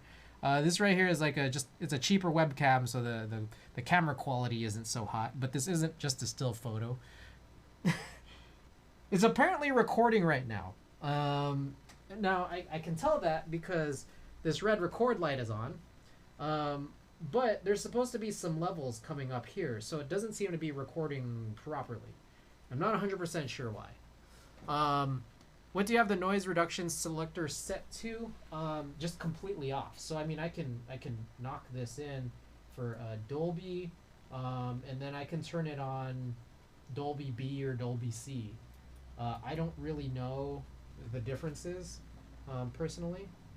It looks as though as soon as I hit that, it went and stopped. So I wonder if at this stage something went awry. So let me lift this off. Yep, and then I don't know. I'm not sure if it's this exactly, the Dolby B or C, that might be causing like the tape to get ate up. Because that happened pretty much right away. So we'll take some tweezers and we'll put this back together. Are the noise reduction jumpers installed in the back? You know what? Let me go and show you what the back looks like. I'll put that in there. I don't think anything's gonna happen if I do that. Okay, let me get this light back all the way on. I might need to move this light as well, but I'll kind of show what the back looks like here. So there's this like, yeah, I guess you call those jumpers. I don't know if you guys can see that. Yeah, that's really dark, isn't it? Let me grab my phone. Grab a phone light here.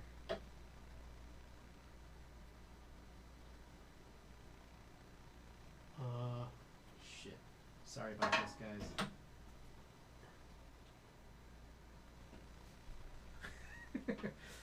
Apologize if anyone has motion sickness, sincerely. Okay, so that right there is what that looks like in the back. So there are these jumpers on the left-hand side. What is it? Noise reduction. I don't know if you call them inputs or whatever. Then there's this other thing to the right of it, this gray thing that's kind of like in one of those like S shapes. So that's what's going on in the back.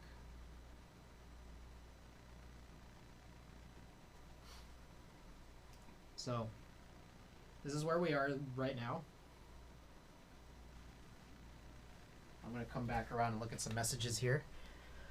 New tape. This is a new tape. You need to use a pencil. That's the only way. I don't have a number 2 pencil right now, unfortunately. Is that right one correct? I have no idea. Let's find out. Let me also look at what it is, because give me 1 second. So on the left it says to decoder, and on the right it says to encoder. And they both are in reference to an external noise reduction unit. So I don't know. I don't know what to say. Like I literally just switched it on to the Dolby like internal unit. That's not the stock one. Interesting. But it's weird, right? Like, cuz what I just pointed at is all stuff related to an external noise reduction unit, which this setting is not even on. And as soon as I turned it on, that's when it started eating the tape.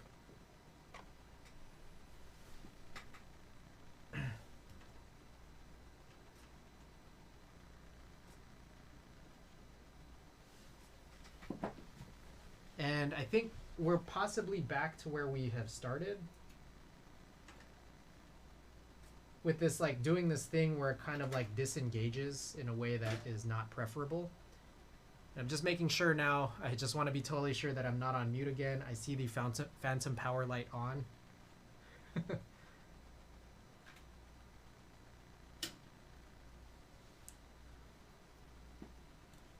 Okay, so you're right. You're probably right. It's not the stock one. The manual says that the jumpers need to be installed properly, even if you have NR off. Can't hear?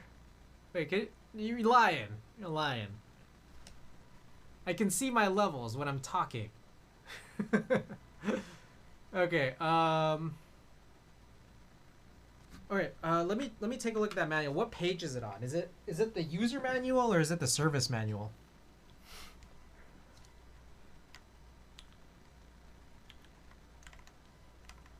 All right. Give me 1 second. Also, I want to add this Stream Deck icon here for the webcam. So give me 1 second. How do I add a new one? It's OBS Studio, scene. Let's call it webcam. Webcam. Okay. Very cool. So, sorry about this. Still doing a little bit of troubleshooting. I'm turning back on my Spotify, apparently. Okay, so here's the user manual.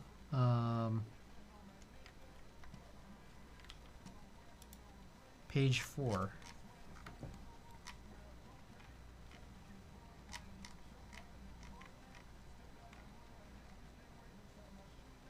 Aha.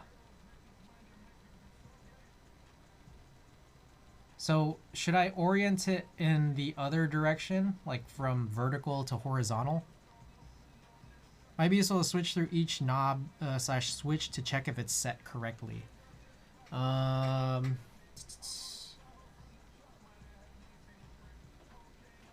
Like, what does correctly mean? All right, let me go and play with this in the back, because you can see, like, it looks like both of them are.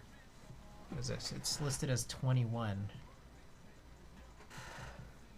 If no external units be used, do not remove the jumper plugs from these jacks. Otherwise, recording or playback cannot be carried out when the NR selector switch is set to EXT. I see. Okay. Reference to manual. Okay, let me go and try this again. Because yeah, it does. The thing on the right, I guess, is supposed to look like the thing on the left, right?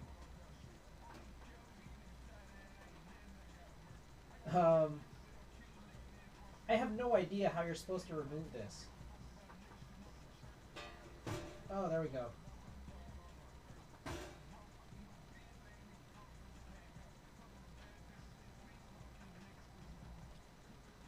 Wait, you literally... The way this is oriented, it's like... You can't reorient it the other direction because it's not like a perfect square. Let me see if I can show what that means. Oh my gosh. Okay.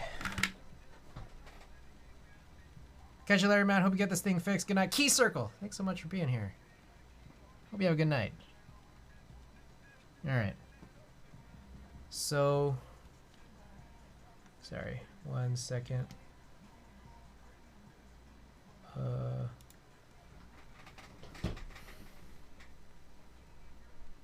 So real quick, it was oriented like this. This right here, it's like the distance here is not the same as the distance here, at least for how you plug it in. Like it's not gonna fit. So this, I don't know what this is, other than like a cover, literally a cover. So,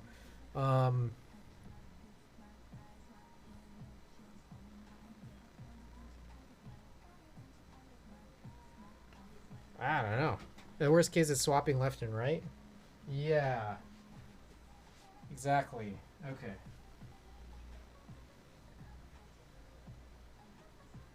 Let me try throwing this back in then.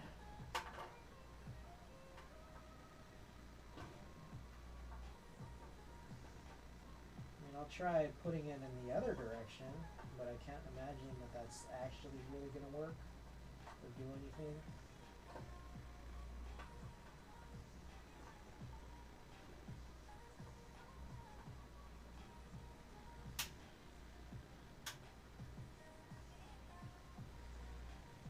Okay. Oh, sorry about this. Okay. Let's get back to it over here.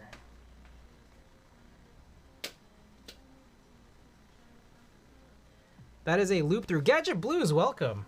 Welcome, welcome. Okay. So here's what's happening. We're back at this point here where it's doing this thing where it'll like engage and then disengage almost immediately. What I ended up doing to fix that was... I remember I just spun this a little. And now it seems to work again. I spun this counterclockwise and now it's like it's back to working. Yeah, I go through each button in the manual and double check. Okay. I mean, we might as well, right? But yeah, this is weird, right? Because this seems to happen... I don't know, in a sort of like a weird fashion, right? Like I'm trying to record, like I hit the record button, and like the button lights up, or the little light there lights up, but it looks like nothing's happening based on there's no levels. And then when you mentioned like what are the NR settings, I just started hitting them, and then it went back to the state where it would kind of just like stop and start. So let's see here. Oh hey, that's my foot. It's now a foot stream. No, that's my leg. Okay. Okay. Tape counter, play button, indicator lights up, the indicator lights up. Yes. So this is right. Normal operation, this should be set to off. For timer activated recording or playback, headphone level pause, 1/4 inch line input jacks balanced. Simply by pressing this, it enters the record standby mode, record pause, and the red recording indicator lights up. When the button is pressed once more during recording, the rec mute function is activated for as long as the button is kept depressed. You'd insert, e.g., a graphic EQ in place of that dongle. What is a graphic EQ? Memory switch. When this switch is set to on, the tape stops automatically when the counter indication 0000 is reached during rewind or fast forward. What is that? Okay, hold on.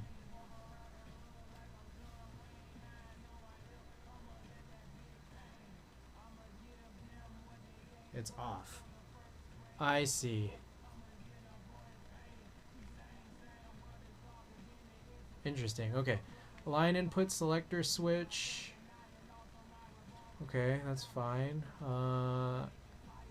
Peak level meters 11. Okay. Provides the exact indication of peak levels in the range of -20 to +10. Line output control level. Okay, makes sense. Input level controls, recording level for left and right channel, pitch control ±6%. Subsonic filter switch used to cut off low frequency noise such as turntable rumble, etc. during recording from phonograph records. At other times the switch should be set to off. Okay, that is currently off. Tape selector, I've done that. Equalizer switch serves to select correct equalization and recording playback for the tape in use, which I saw on the Stan Getz tape that it does tell you which one to choose, so that's helpful. 18 monitor switch. Where the hell is 18? Is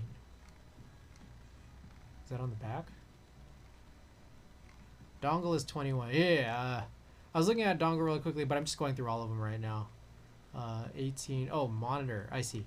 Monitor switch for playback of a tape and for the off the tape monitoring during recording. The switch must be set to tape. Indicator lit.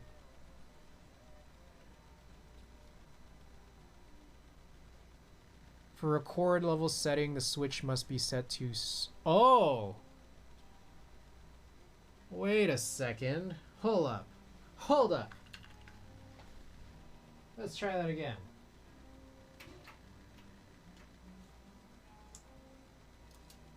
Not that one. I want the blank tape. Alright.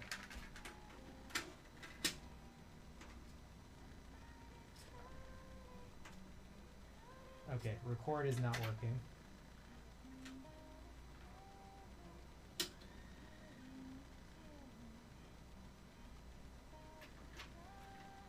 If I just turn that a little, does it start working? Whoa. There we go. So let's rewind this all the way back. Let's see what happens.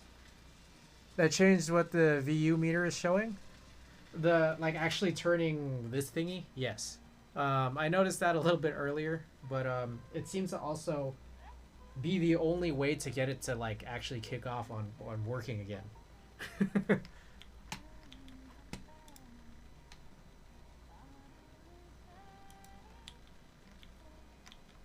Okay. Let's see. So I'm gonna hit this reset button. What the hell was I reading again?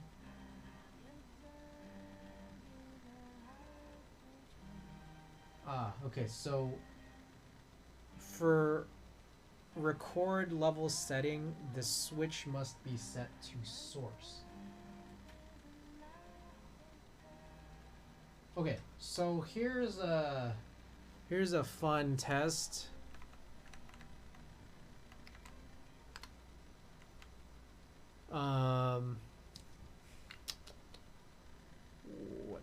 Okay, so here we're back here. I have switched this to source. Let me think. Kajata, Lurk, have fun, kids. Hey, Kajata, I appreciate it. Let me actually keep this on. So, what I understand is that when this is at source, that means that we should be actually listening out of this. And there should be, like, levels actually showing, right? Is that am I understanding that correctly? And, like, right now it's not happening at all. And I'm not sure if that's because have I misunderstood entirely what is supposed to be happening here. Let's see.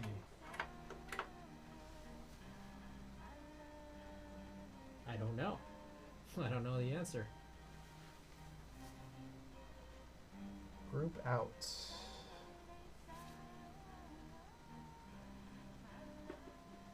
Let me think about something. Okay, I'm going to pull these guys out.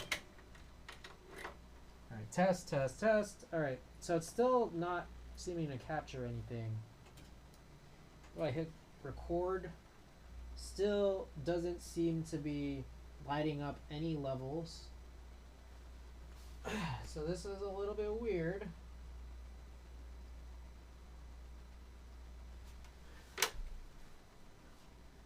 Of input, not playback. So yeah, right now there should be something like I into this line in, which right now is set to front. Should be my, what is this? Group out.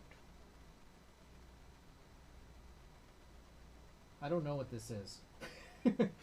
I think this is my music. The music that's being played right now, I believe. Yes. Yeah. Let me make sure that that's right. At the very least, it should be this microphone. As I'm talking into this, what I'm speaking right now should be going into this line input. Is that right? Am I wrong? Right? Wrong?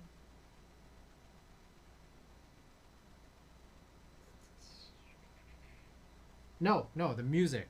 Are you guys listening? Are you guys hearing music right now? Yeah, the music should be being fed in right now. Doesn't seem to be the case.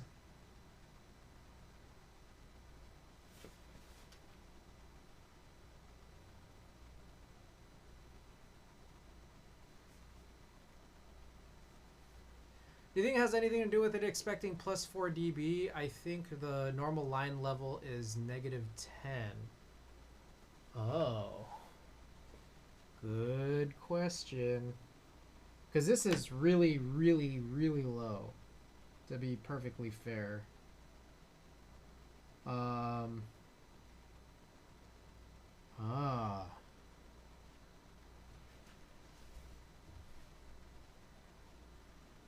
You could be right.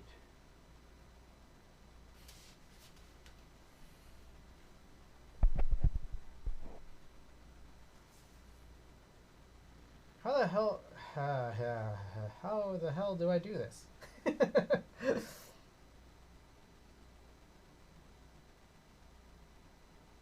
Okay, here's what I'm gonna do. I'm gonna mute my mic really fast. On stream. I think I also might like to do the same thing for my VOD. So give me 1 second. I'm going to mute my mic intentionally this time. Intentionally. And I'll remember to turn it back on, I think.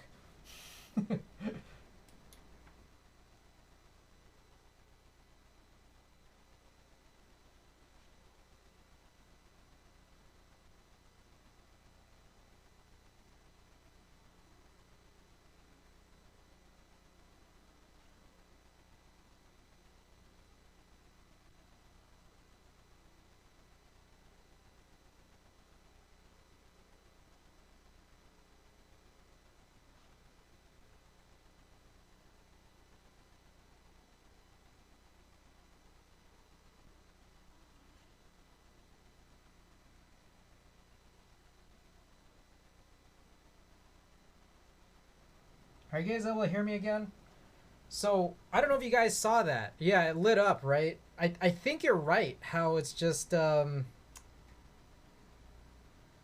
think my in is too quiet.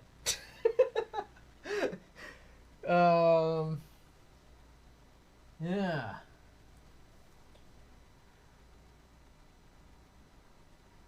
So, I don't know. I'm a little bit kind of like, what should I do? Okay, I need to go to PC. Hard to explain with TV remote. Yeah, no. I think I understand what's going on. Obviously, I think, like... Okay, so here's what's gonna happen. I might, like... Okay, here's what was happening. I was literally flicking. I was flicking my microphone. Just flicking it. And I had, like, the actual mic on my mixer all the way up. And that's when you guys were able to sort of see that. And I could see that from here when I was doing it. I'm not sure what to do because all of my outs on this mixer, which there are a lot of them, but all of them are being used and they're being used for different purposes. I don't know what I can do now to make sure that my stream audio is captured properly. Like while you guys are watching my stream broadcast here live. And then at the same time, make sure that it's loud enough for the Nakamichi tape deck to actually take in as a line input. So I'm a little bit like, I don't know what to do here. Okay, Gadget Blues, it seems like you got a whole bunch of stuff going on, or a whole bunch of premium knowledge here. So what is that input connected to? This guy right here?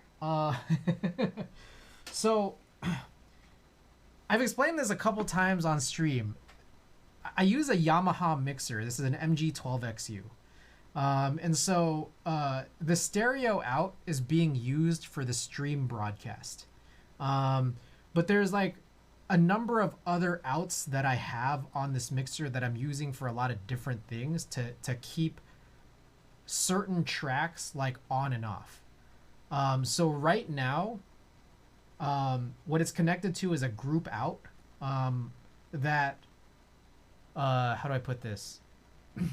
It corresponds to the audio that I'm trying to hear on these like stereo monitors that are in front of me, which contains like the music. It contains just like my PC sounds, whatever else is on here. I can look at it. Some stuff about an HDMI switch. Let's see, my record player. So that's what it's currently coming out of, is the group out on my Yamaha mixer.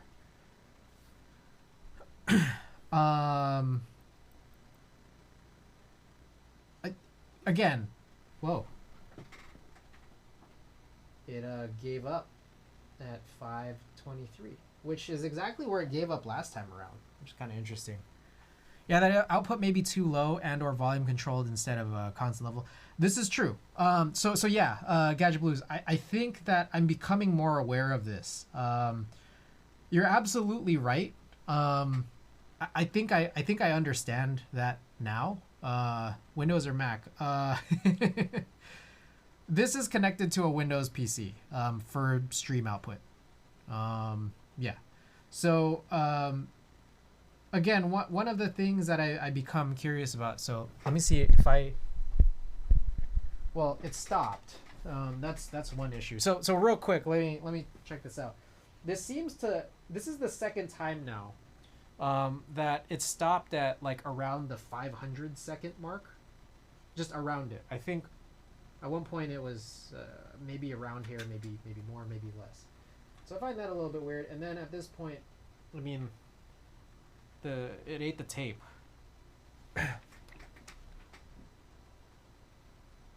If you plug in a 3.5 millimeter into a Windows PC with the usual Realtek audio, it'll ask you what you plugged in. If you tell it line out, it'll provide line out levels.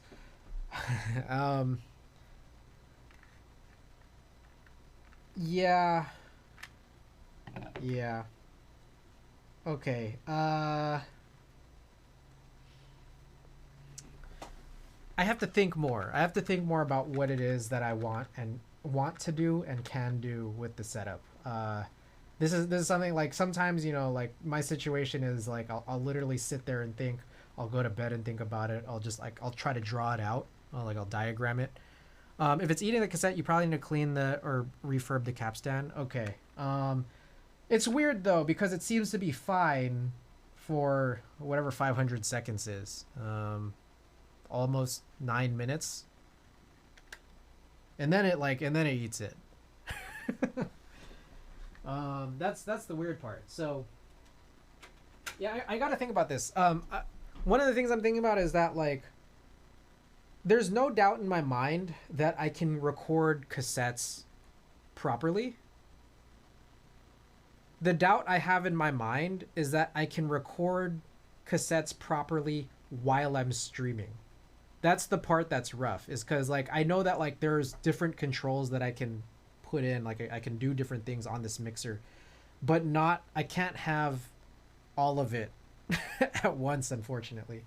So that's the first thing that I'm thinking about, and I think I'm coming to understand that now, and fortunately, fortunately, the record feature does work, just not in a way that I want to, as I'm sitting here right now. So that's the first thing. The second thing is, yeah, so there probably is a little bit of servicing that needs to happen here in some capacity, because while it can record, it does seem to be recording, and it does seem to be playing things back. Things are going a little bit wrong at the 10-minute mark, and your advice on cleaning the capstan is probably good advice. I'm not 100% sure what it means, but I've seen that advice before. Just not in a context that I've understood, like the exact thing we're seeing right now, like it's eating the tape at 10 minutes. All I'm curious now because this is the second time it's happened, but it's the second time it happened during the recording that it stopped and started eating the tape. So I'm wondering if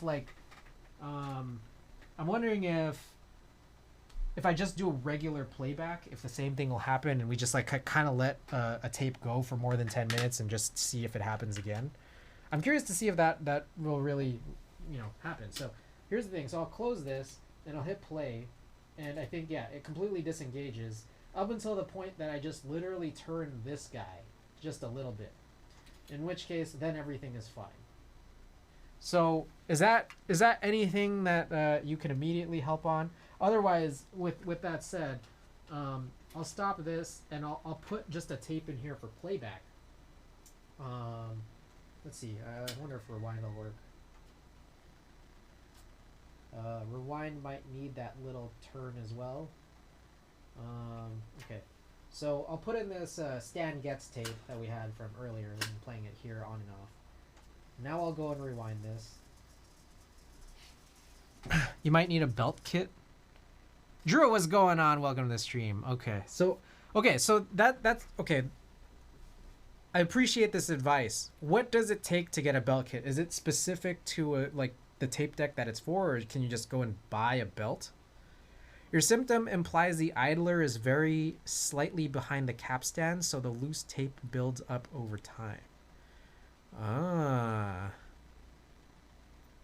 Okay, so if I go and play this for 10 minutes, like it's gonna do the same thing, isn't it? Just like even if I'm not recording. Is that correct? This is a 3-head deck. So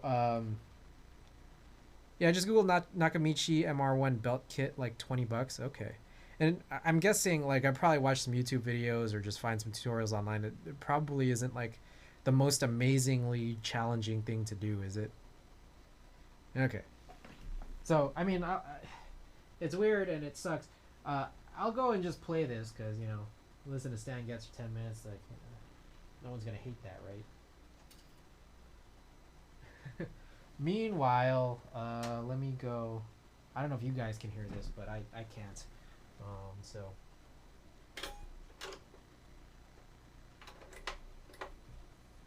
now I can hear it. So there's nothing actually going into this anymore at this point. The belts just might be worn out, right? What sucks? Sorry, I don't know what the hell is playing right now. I didn't even know I was still playing music because I couldn't hear it. So what kind of sucks then is that this was advertised as like serviced.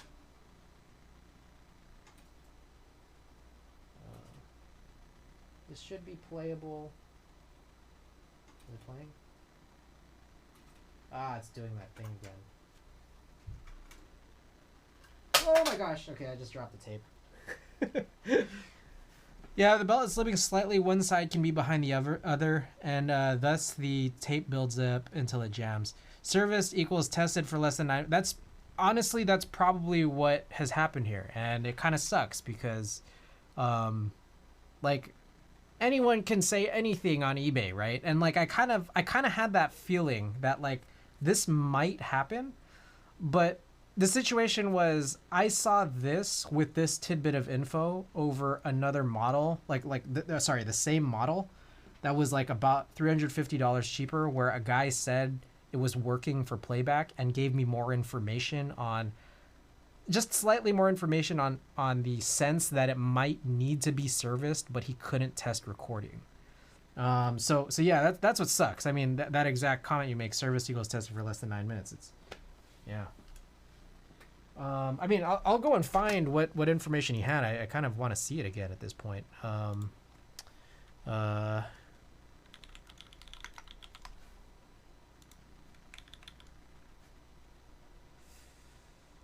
Let's see. Let me read what he wrote here. Vintage Nakamichi MR-1 is very short, and maybe this should have been the indicator that I shouldn't get this. This is literally all he wrote. I'll paste it in chat. So there's a tidbit of info there that recently serviced and new belt drive installed, which inspired like a little bit of confidence in me. TTS, okay. We'll TTS it.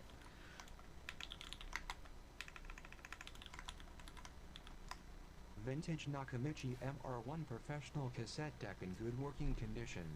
All controls and knobs work. Recently serviced and new drive belt installed. There you go. Then I go and ask this. This is what I ask. Hi there, I wanted to be able to clarify, does the unit test working for playback and for recording? And to which the seller responded, Yes, working fine.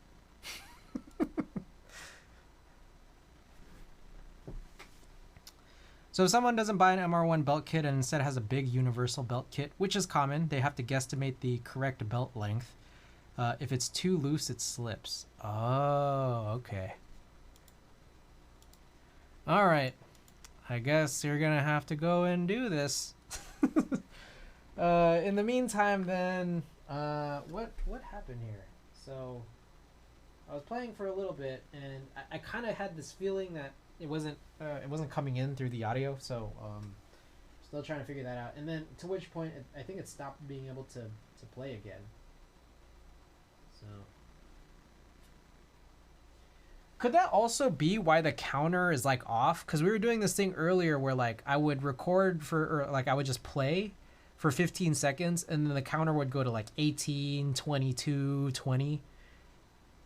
Okay. Oh man, that sucks. So basically it's not the right belt, like, or belt length, is what you're saying. And here's what's happening. Whenever I twist this just a little bit to quote unquote fix it, oh, I guess my air quotes can go here. Whenever I twist it a little bit to go and fix it, the number, like the counter does move a little bit. So like, I don't know, am I supposed to like twist it a lot? I have no idea. But,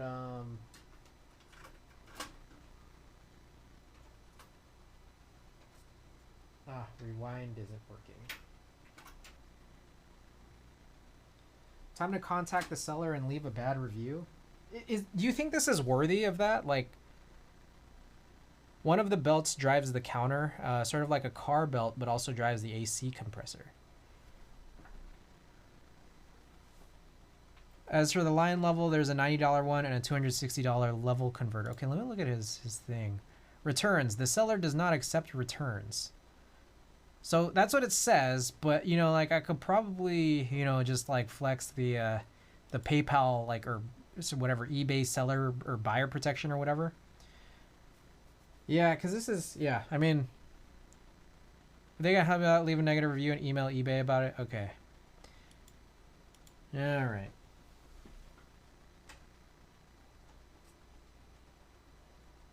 Yeah, this rewind is not engaging properly.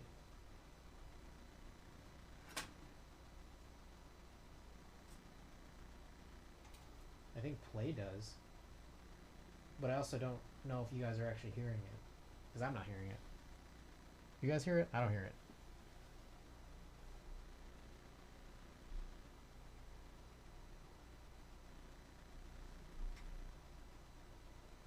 I just want to listen to Stan Getz.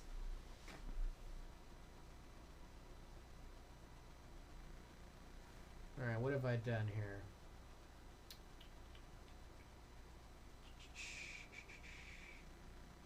Tape? Oh, there it is. I forgot to hit that tape button. This is getting a vintage camera from Japan, PTSD.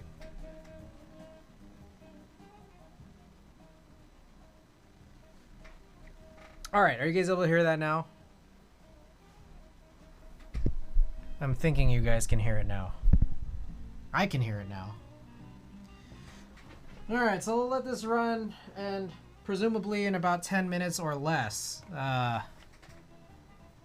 it'll just stop, right? Oh, what a bummer, man. Okay.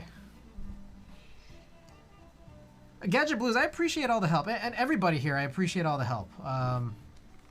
PC Load Letter, Akio Shinomoto, just everybody who's been here. I appreciate all of this. Don't get me wrong.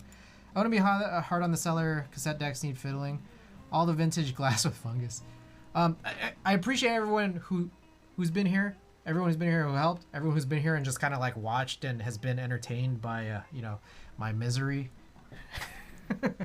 But with that said, we're where we are. We're listening to some Stan Getz. We're gonna be listening to Stan Getz for just a few more minutes before this whole thing goes to shit. I think it's time to go to our second package. What do you guys think? I think it's time. Actually, you know what though? I believe we're still on our first package because there was something else in that box. And I don't know where I put it. I literally placed it somewhere. And I don't know where it is. And it's actually something that's otherwise still critically important for stream audio, but has nothing to do with the tape deck. So give me 1 second. Can the tape deck be tape deck can be a permanent thing? Sure. I mean, no, I'm gonna tell you guys the honest truth. I've just been like trying to like wait for a deal on like a good, like another camera. I was thinking of waiting for a Nikon Z6. I've also just been like kind of waiting the waters for like cheaper Sony A6000s or 6100s. I've also started thinking about getting Fujis. I want something that I can use because like having two cams like this is great. I just feel like I need a third just because of all the different stuff I do. I take this overhead cam. We're using this as a stream like overhead cam. I also use it to scan film, and I also use it to like shoot concerts. It's great that it can have all these multiple uses, but it's also just kind of a hassle. So oh, there it is, it stopped. Okay, so that one didn't even hit like 5 minutes. Anyways, I just want at least another camera so that like I don't have to use this for 3 different things, then constantly have to move it, constantly have to do different things with how I like attach it to certain other things. And having a third camera would just otherwise be nice because then I could use one of them as like an over shoulder cam, or if you guys are liking this, a cassette deck cam. So yeah, there you go. Need a regular player cam too. Tiny had a pretty cool wireless one that she could stream with. I see. Okay, should be good deals on Panasonic GH4s now that the GH6 is out, bumping the GH5 down to B-roll. Right on. Okay, so Gadget Blues, again, I appreciate, and everybody, I appreciate all the help. I'm going to go back to these logs. I don't know if you guys know this, but I keep logs. Like, the chat bot that I've written for this stream records, like, logs for everything you guys say. So, I've said this before again, but if you don't like that I keep logs of chat, maybe don't chat. And it's sad for me to say that, but it's just I need this for records. So I appreciate when you guys chat, and I appreciate if you allow me to record your chats. Okay. Most every Twitch bot does it. Okay. 506. Oh wow, that's a lot of logs. Penis, nice log. Appreciate it. Okay. Okay, so, there it is. Guys, okay, so real quick, there was a second thing in that first package. We still have 3 more packages after this, but there was a second thing in this package. Yeah, I'll just spoil it now. I need to replace this light because the lighting just is really bad for the actual desk. And on top of that, it's just hot. So, yeah, let me make some adjustments.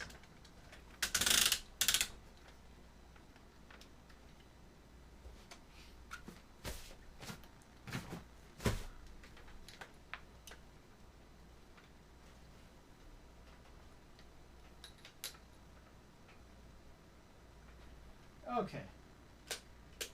We should be back to normal state for how this stream looks, I think. Normal-ish. All this is being logged in 4K. Unfortunately, only 1080p. Send Noodles, welcome. By the way, I don't think I missed you, Sumiku. Welcome back. Everybody welcome. All right, guys. So this is what we got here. I don't know if you guys have been watching the VODs, kind of like since I moved to this room. Like I used to be out in the living room, but since I moved to this room, if you guys have watched any VODs, sometimes midway and sometimes for the entire stream, there's this really, really, really obnoxious buzzing. So I got one of these like, you know, whatever you call these, ground loop or ground loop isolators or whatever, hum noise eliminators, transformers, whatever you call it. I got this one off of Amazon. I'm hoping that this will kind of address the issue. But like, let's find out. I kind of want to just put this in like right now and then see like, cause I think I can kind of tell that like just from looking at the levels in OBS that like the track that's going in for the VOD is causing a lot of buzz, but only for the VOD. So I'm thinking if I just change this midstream, I'm wondering if midstream it'll just go away. So you guys want to do this chore with me too? On the mic, is it a low output model? It's the mixer. So Gadget Blues. I'm not sure if you've been here for my whole audio spiels from before, but I'll give a rundown, and hopefully I don't take a million years like I usually do, but I probably will. So I use this Yamaha MG12XU mixer. The USB out for the stereo out goes into my streaming PC for this live stream broadcast through USB. Meanwhile, what I do is I use the, what is it? I think it's aux 2, like the aux send 2, to turn off like all of the channels that contain like or would potentially contain DMCA-able music. So this aux send 2 goes into the line in on the same streaming PC with just those channels off. And then that's what I use to feed into the Twitch VODs. The aux send 1 goes into my Mac Mini so that I can have another set of combination of channels that I use for the Discord calls whenever you guys hear my stupid co-hosts. I apologize, that's mean. My co-host for which I have stupid conversations with over Discord because they don't want, you know, I'm sure they don't want to hear the music. And then meanwhile, the group 1-2 goes into my stereo amp that again contains another different combination of channels that are on and off so that I can hear things through the stereo monitor without hearing my own voice. So there's a lot going on. But what I'm just kind of saying here is that as of late, I think the aux send 2 that's going into the line in of my streaming PC for the Twitch VODs, there's like a crazy amount of hum, and I'm just hoping that this will reduce it. So let's give it a shot. I need to find another cable because now this takes in and out. So that's my whole setup, Gadget Blues. I hope that made sense, and even if it did make sense, I hope you don't hate it. But that's what it is. But irreplaceable, yes, unless I get something that has even more outs. The audio setup is only a half only a half step away from becoming self-aware. That is very, very true. It's almost an entirely unnecessary process. 100% aware of this. But anyways, here's the pile hum eliminator. We're gonna try this out. The pile thing is just a ground lifter. It's for a 60 hertz ground loop hum. Listen to my VOD, or like if you just go to any VOD, I think the last one, either the last one or second to last one, was really, really particularly bad. Let me know if you believe whether or not this is gonna actually help it. We'll see if it does. I think I need one more cable. Yeah.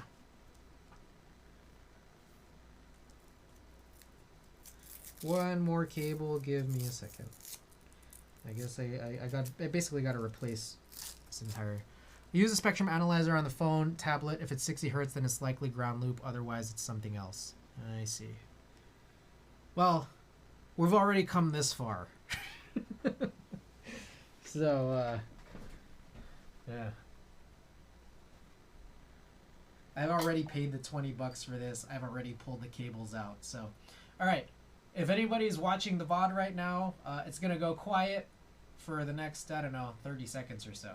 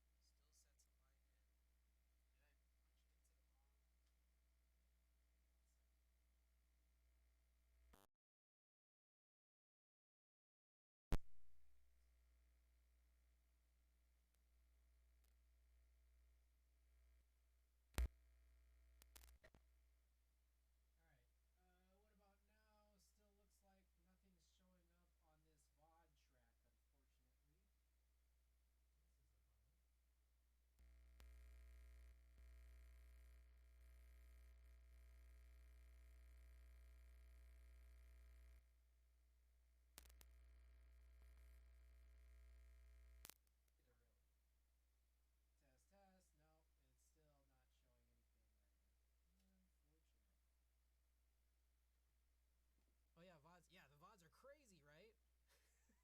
Like, it's really bad, and it's been really, really bad for like the last couple of streams. Like maybe, I think since I moved here, so maybe since like March. Any VOD that you might have seen for like the last maybe 2-ish months might be this bad. And there's some of them. There's some of them where it's like completely fine, and then 2 hours in, it's like terrible.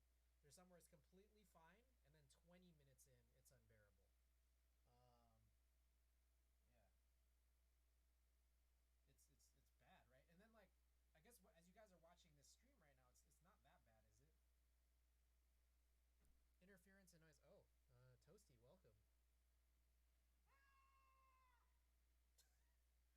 Oh, Toasty, welcome. Yeah, they're really hard to diagnose, and I'm having trouble trying to figure it out right now. So weird,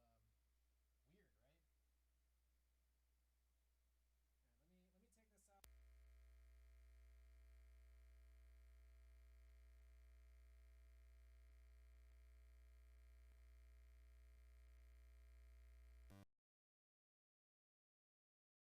Okay, so it does appear that the VOD track is back on now that I put this cable back in. So let me know what the hell am I doing incorrectly.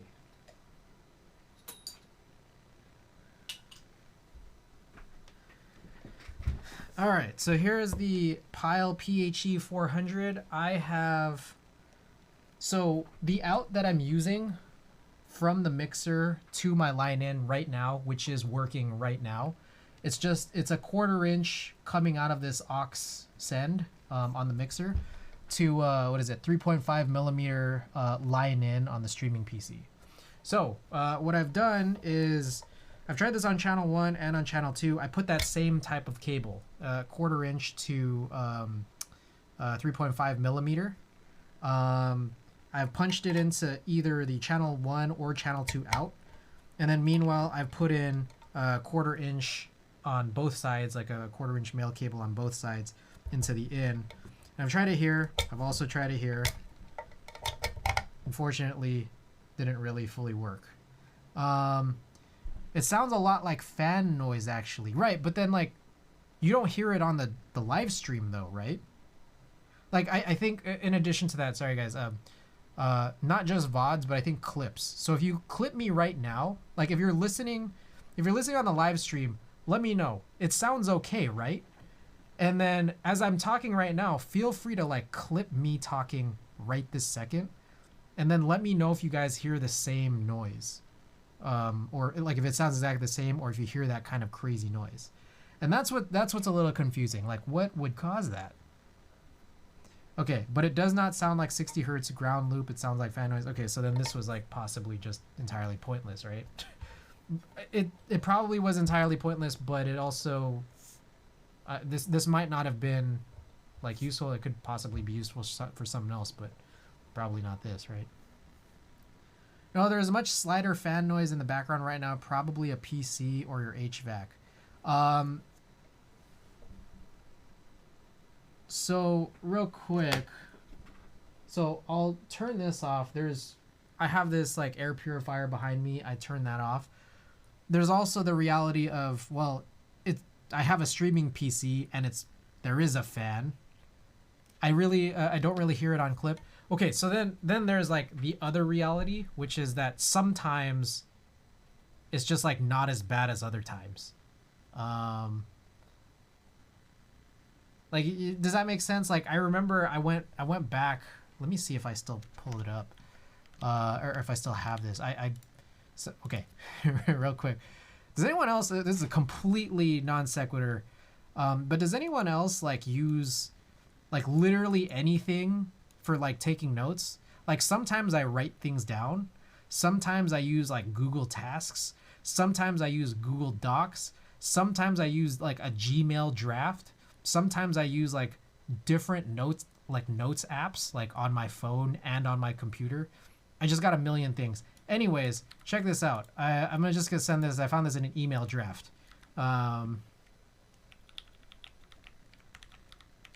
Email drafts and a bunch of terribly labeled notepads. All right, okay, so I'm glad I'm not the only one that does the email drafts thing. Okay, so here's a bunch of VODs that you could go back. I guess it started like around April-ish, beginning of April. If you go back to any of my VODs on YouTube and go literally to these spots, this is where the hums like start. And for some of them, if you go on longer and longer, it just gets worse and worse and worse. So those are some that I just recorded, like in terms of, I just wrote them down when I was like trying to figure this out.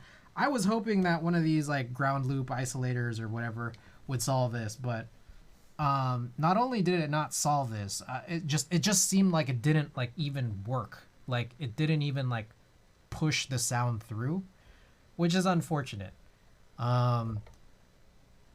Again, bizarre that it works. Like with all that said, it's bizarre that everything, I would imagine if you guys are listening to me right now on this live stream, sounds completely fine, but using a different out and a different in on the streaming PC, there's a bunch of craziness, right?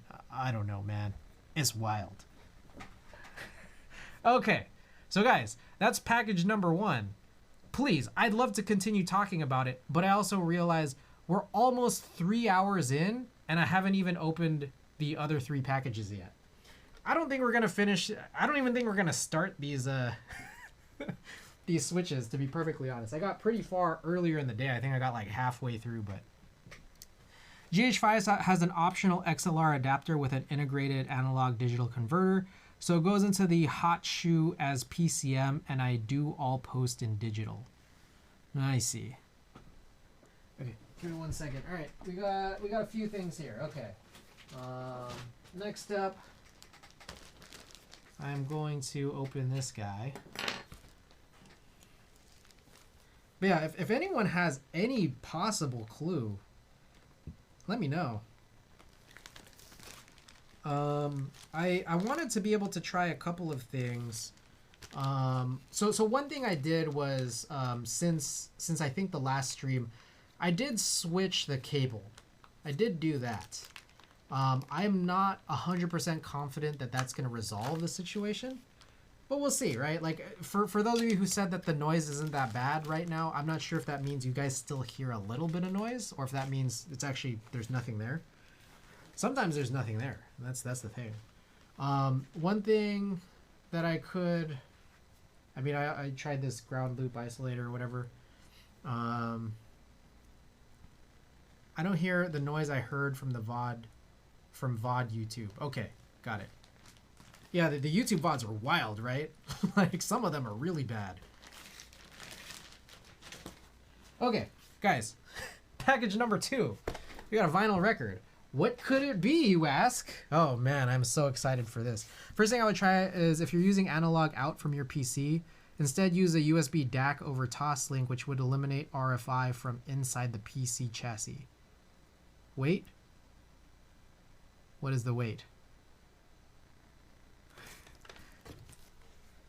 Yeah, one package. We've only opened one package so far.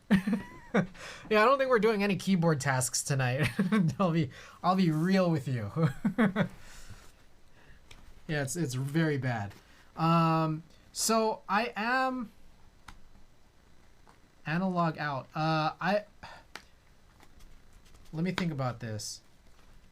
I am using a DAC, like a USB DAC. It's the shit MoDo 2, from my Mac Mini. Let me quickly think about what you're saying here. I'm using a USB DAC from my Mac Mini into my mixer, and my mixer out is what's going. Like, I think that's the key. My mixer out is what goes into my streaming PC, both through USB for the live stream, and then through, like, basically this 1/4 inch to 3.5 millimeter line in. So there's two aspects of how the mixer goes into the PC. Now, what goes into the mixer? What goes into the mixer is what a USB DAC is one of them. But I'm also aware that I have actually yet another DAC for which an HDMI switch that breaks out audio through Toslink goes into a DAC. And then that DAC also goes into my mixer. It's a second DAC.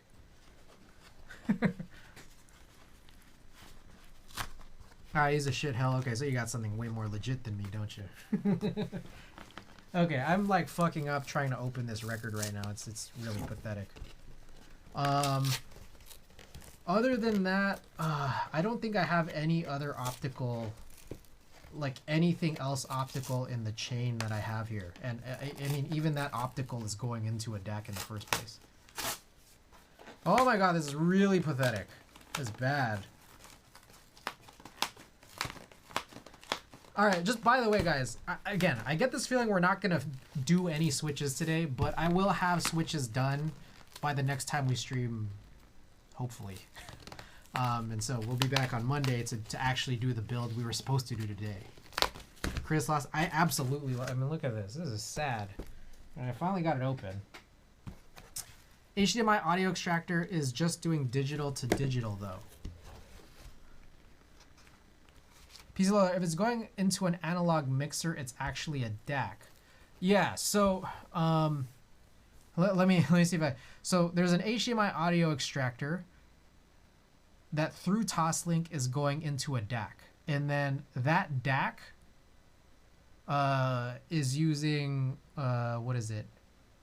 I believe it's just Let me think about this. Yeah, it's RCA to dual 1/4 inch into my mixer, and then my mixer also kind of functions as a DAC.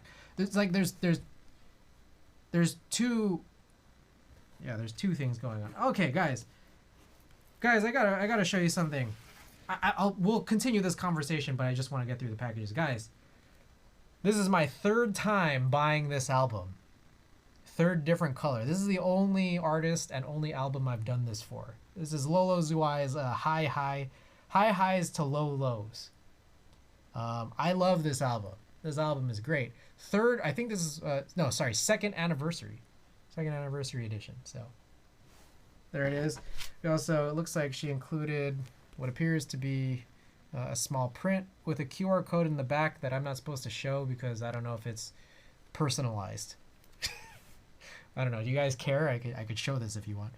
You should buy another copy so you could keep sealed ones. Well, one of the copies that I ordered, I believe, was already unsealed. Like, it was just like, I believe it was shipped unsealed, if I recall correctly. Or I could be totally wrong. I don't know. Maybe it wasn't. Because I think that one was kind of interesting. I think it came, like, signed. Cool, but I'm not much of a vinyl person. More of a DSD or 24 and 192 flat guy. Let's see. Okay, so you're real serious. All right. Also included in this second package. Oh, I guess another one of these prints to go along with. Oh, wow. Oh, wow. This is a t-shirt that I ordered in large, but as I look at it, I'm not sure. I think this might be a women's large. Hold up. Wait. No, actually, this might be a regular, an actual large. Never mind. I was like, it kind of looked a little, the shape of it is definitely different from t-shirts that I normally get. But anyways, guys, that was package number 2. Okay, vinyl, I don't have to call my doc about this. Have a comeback, but audio tapes, Y4, I have mine in a display case to show what was. A schmedium? It might be a schmedium. Thock Thumbs, welcome back. I don't know. I garnered interest for tapes. I mean, here, there's a bunch of tapes. I mean, I think within the last couple of years, artists kind of have gone back to selling, like, cassette tapes as merchandise. And, like, I always kind of thought, like, oh, it'd be nice to be able to, like, I guess, play these at some point. But then, like, I don't know, I feel like there's definitely, like, an artistry to, like, every kind of tech, or not even just tech, any kind of anything in the past. I don't know. It's like anyone can collect anything. That's Y4. All right, let's continue playing some non-tape music, because we've gotten into some trouble here, you know. Okay. Is there anything else in here? Okay, nothing else in here. All right, that is package number 2. CD sales are on the uptick and are the next nostalgic media wave. They might very well be. I might even get a CD player. Watch, at some point DVDs are going to be, like, you know, coming back, and then at some point Blu-rays are going to be coming back. Okay, package number 3.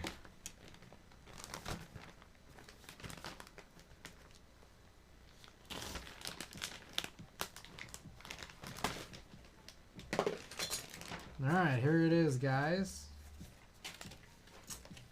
Are you serious? You can't be serious with this. I open up this package, and inside the package is more envelopes with a literal giant. It's a giant adhesive sticker that, like, I don't know how to put this. It combined the items inside of it into one thing, and also still contains my address. And I have no idea how I'm supposed to block this out. So give me 1 second. I gotta figure out what to do here. That surprises me. Audio tape is expensive to produce. I mean, a lot of things are expensive to produce, to be honest. I mean, yeah, no, it's true. It's absolutely true, though. I get it.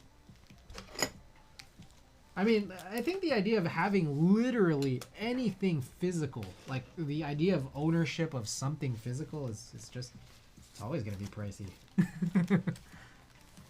Blu-ray is objectively superior to streaming with at least 4 times the typical bandwidth, so yeah. What are those other movie nerds called? What are they called?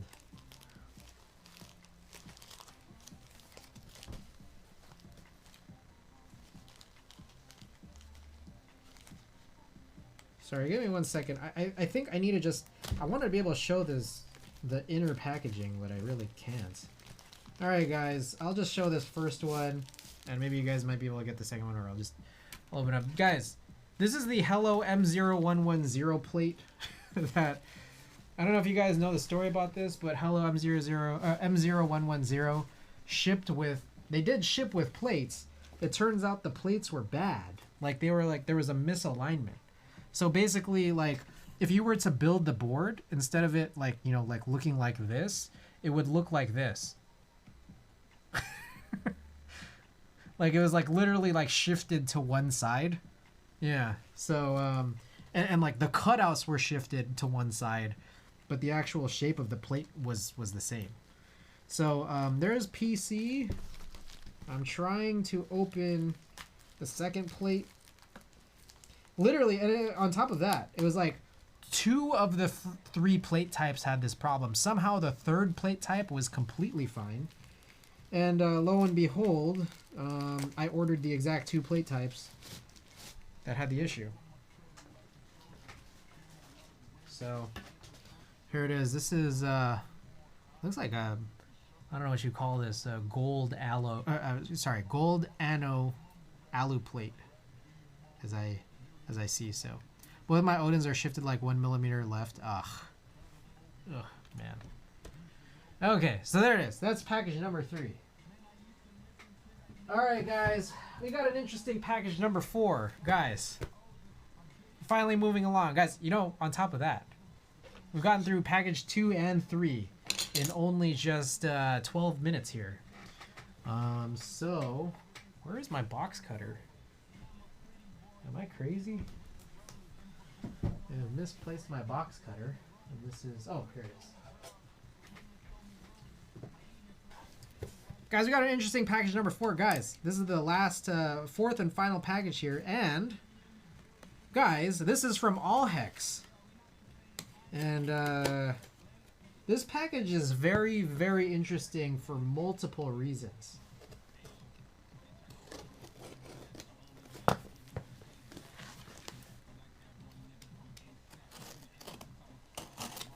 Ooh.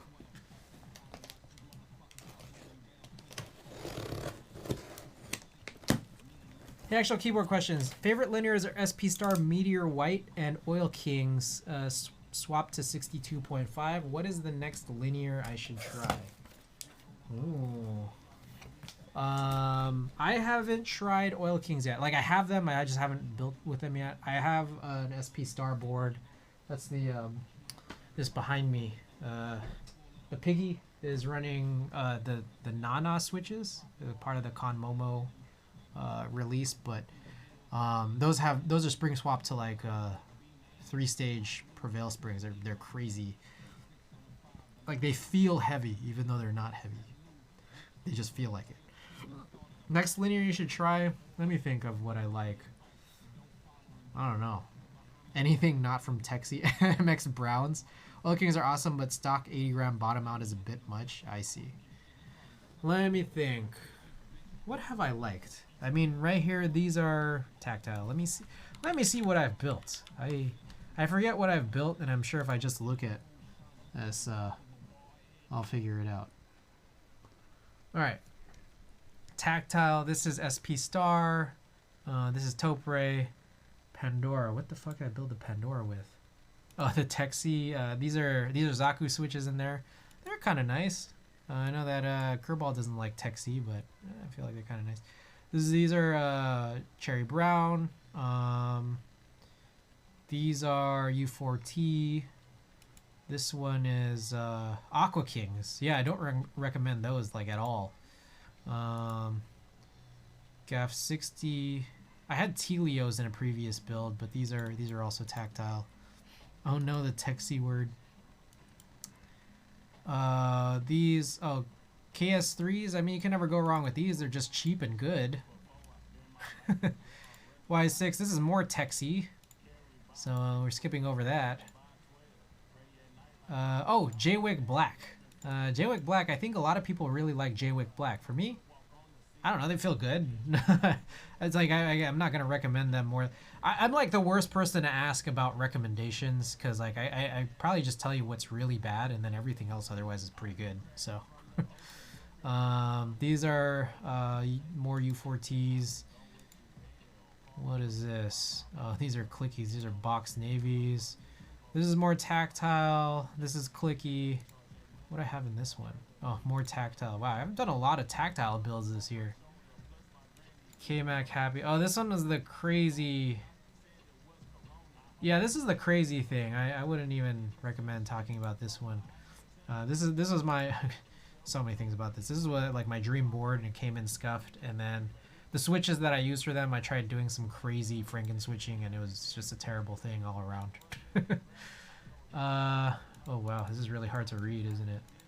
More tactiles. Jeez, we did tactiles all year. Cherry Reds. I think those are pre-tool Cherry Reds, so don't recommend that.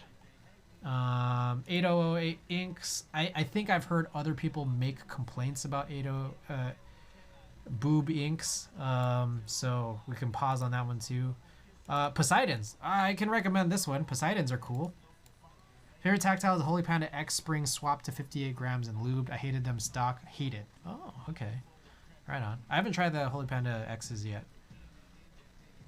But yeah, JWK Poseidons, these are long poles with light 3-stage springs. And I remember I did like these like kind of a lot.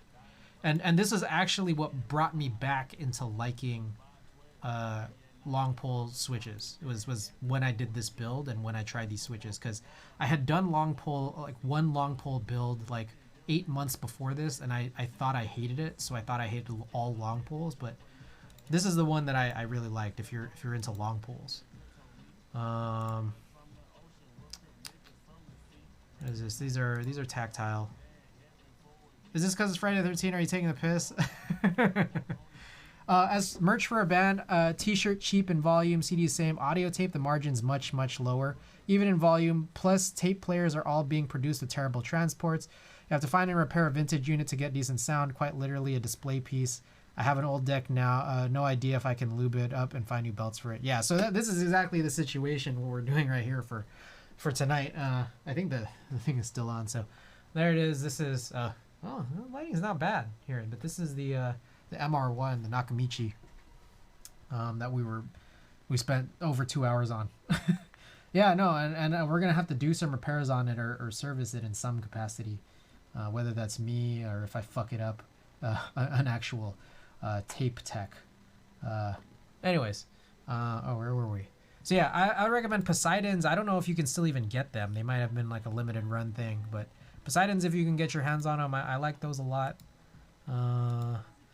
Tactile. I think this one's yeah, Gat Black ink switches. I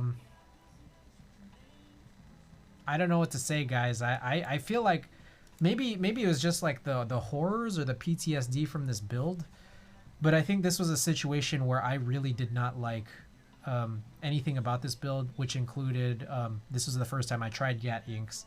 I didn't like these. OP Blacks, any variant, pretty good with Desky builds. Oh, I guess then while we're at that conversation, there's like the Oolong switches from Zenclack.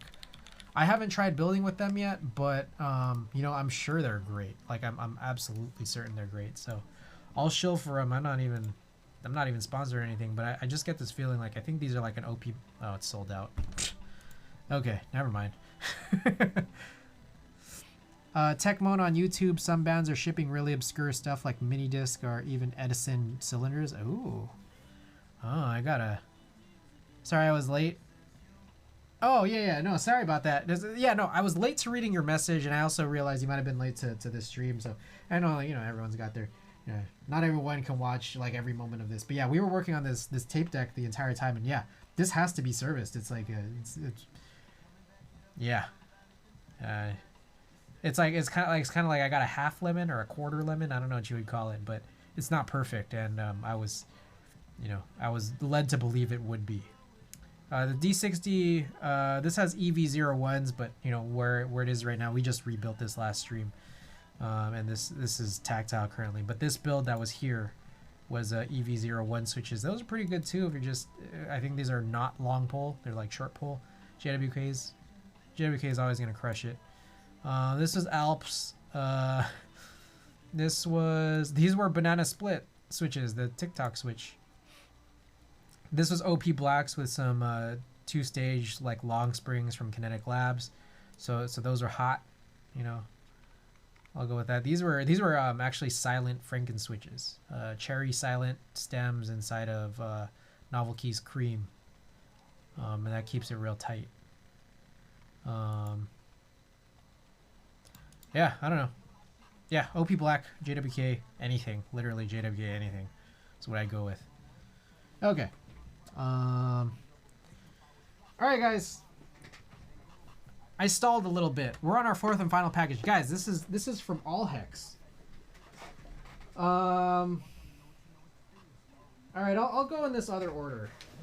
Not the one on top here. Because this is really sick. This is absolutely super sick. What I'm looking at right now, All Hex. I gotta say. But, oh, yeah. I'm not supposed to show this because this was a shipped box that still has All Hex's address on it. So, I'm not supposed to show this. I guess I gotta open up. This is... I bought something... Okay. Let's pause here. I bought something from All Hex because All Hex actually got in on a drop that I wasn't able to get into. And I didn't know he actually got into it, so... Appreciate this. Appreciate the opportunity. Much, much appreciated. But we're gonna open this up. There's something else in the package too that I want to be able to show off. It's probably... It is super crazy. Just flat out super crazy. The second thing that's in here. But I'm telling you guys, even the first thing itself is crazy. I just have to figure out how to open it because this is impossible. I didn't. I just happened to check Discord when someone listed... Oh! All Hex, I appreciate that then, man. I really do. Okay, so here are some yellow envelopes.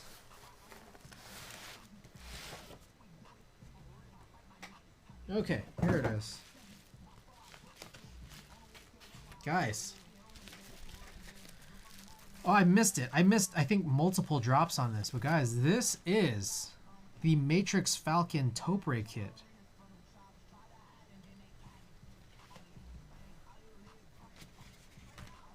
So, I wanted this, and then I didn't realize that the drop happened, and here we are. Oh, look at this. 2 plates, huh? So, this is really interesting because, you came in that? You're brave. Wait, what? No. This came in. Guys, there's 2 plates here. What's really particularly cool is this appears to use cherry like actual like MX stabilizers. Granted, it uses plate mount stabilizers. So this is really particularly exciting. So I have a Real Force 91U on the way, but yeah, it's crazy. So there's that. I'm still trying to figure out what happens here though. Is this supposed to use the actual Topre like shift and the Topre enter, or does this also enable compatibility? I don't think this enables compatibility here for 2U stabilization. I think you still need to use the 2U stuff. So then with that said, one of the things I think about is I have a 91U on the way, so I can harvest some parts for this. But I think the intent here is so that you do use desk keys, like sliders for MX compatibility. I think you do. Like, I think for the reason that you have this, you at least have to for the spacebar for 7U. Then with that, I mean, I guess you can go in any direction here because you could use like, you know, arrow key and alt here, or just like arrow key, Windows key, whatever. So that's going to be pretty slick about this. But if you wanted to go full MX, then you need to. I was just watching Lightning earlier, his stream earlier, where he had to sort of do like hand drill, like the housings for the 2U. So Desky's website has that hand drill that like has like a guide tool for it, but it's sold out. So I feel like I don't know how long I want or should wait to get that hand drill so that I know that I can do this properly. I mean, Lightning was doing it without any tool. Like he seemed to know what he was doing, and it didn't seem like it was particularly challenging, but it's still cool. Like, I mean, the tool itself looks cool. The guide seems to look like it would be really, really helpful. So like I kind of want to wait for it, but I don't know how long I would have to wait. But on top of that, I want to get the sliders there. I want to get the stabilizer pieces there. I want to get new domes too from there, and so I'm not sure if I should just like wait for all of that stuff to come in. So or to come into stock before I order it and before we can actually have a chance to build this. So we'll sort of see here. Now there's some other extra. I don't know what this is. Do you guys know what this is? I don't know if these are like some kind of like shims or something that you might need for stabilizing or something. I don't know what those are.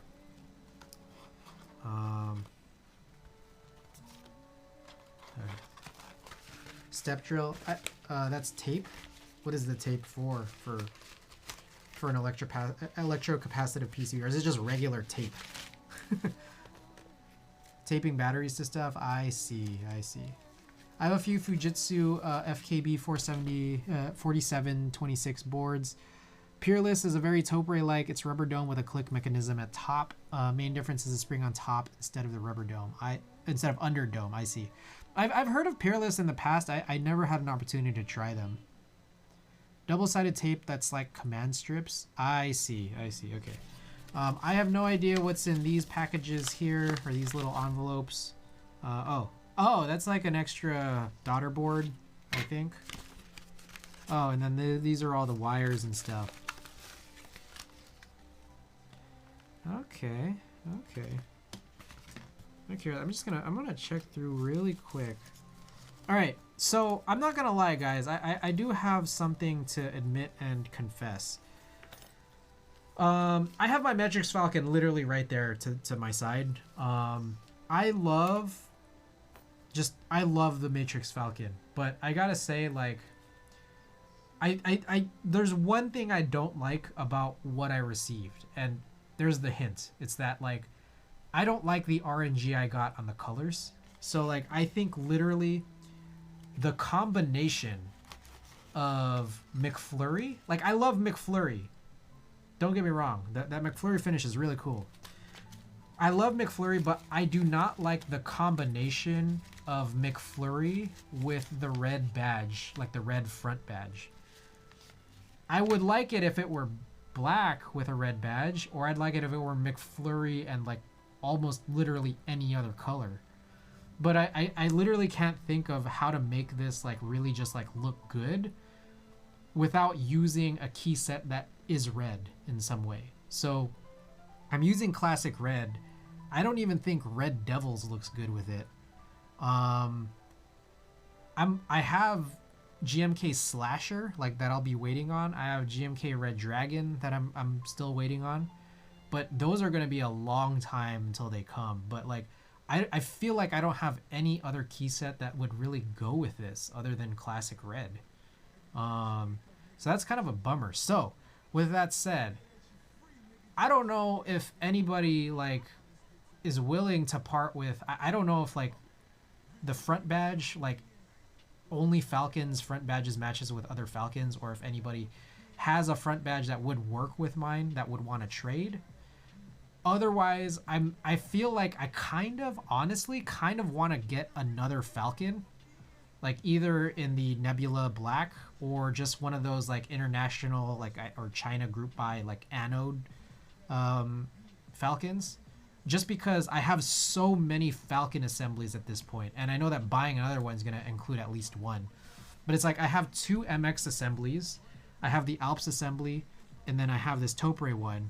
And then if I were to get another color, just for the purposes of seeing what kind of colors are on, like say for example a black or some kind of anno edition, that'll probably be inclusive of one, because I don't think anyone's gonna sell an empty Falcon case.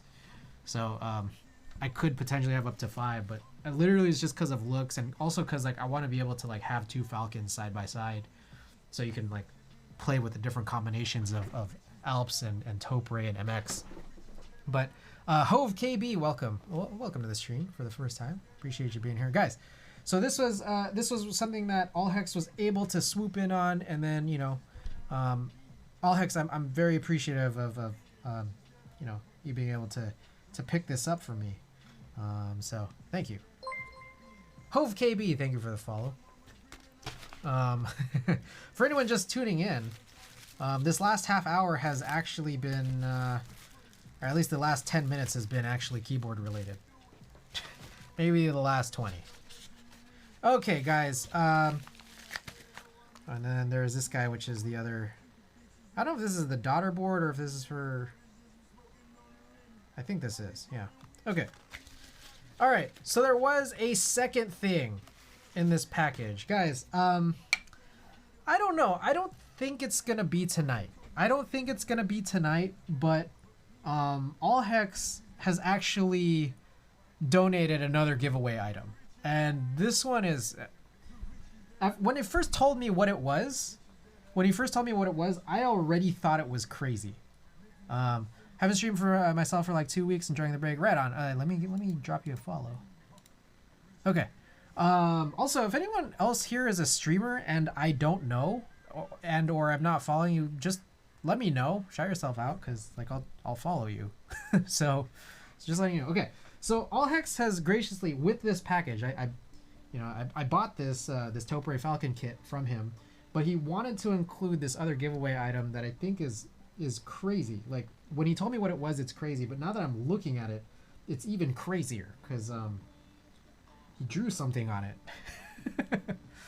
Allhex's junk giveaways are interesting compared to his. No. PC Love Letter, let's be totally real.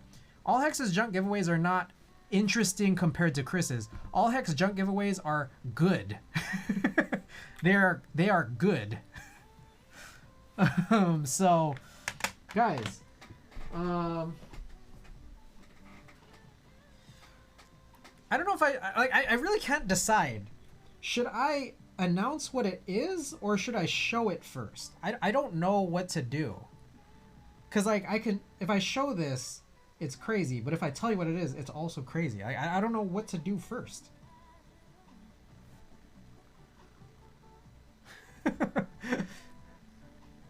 Alright, well,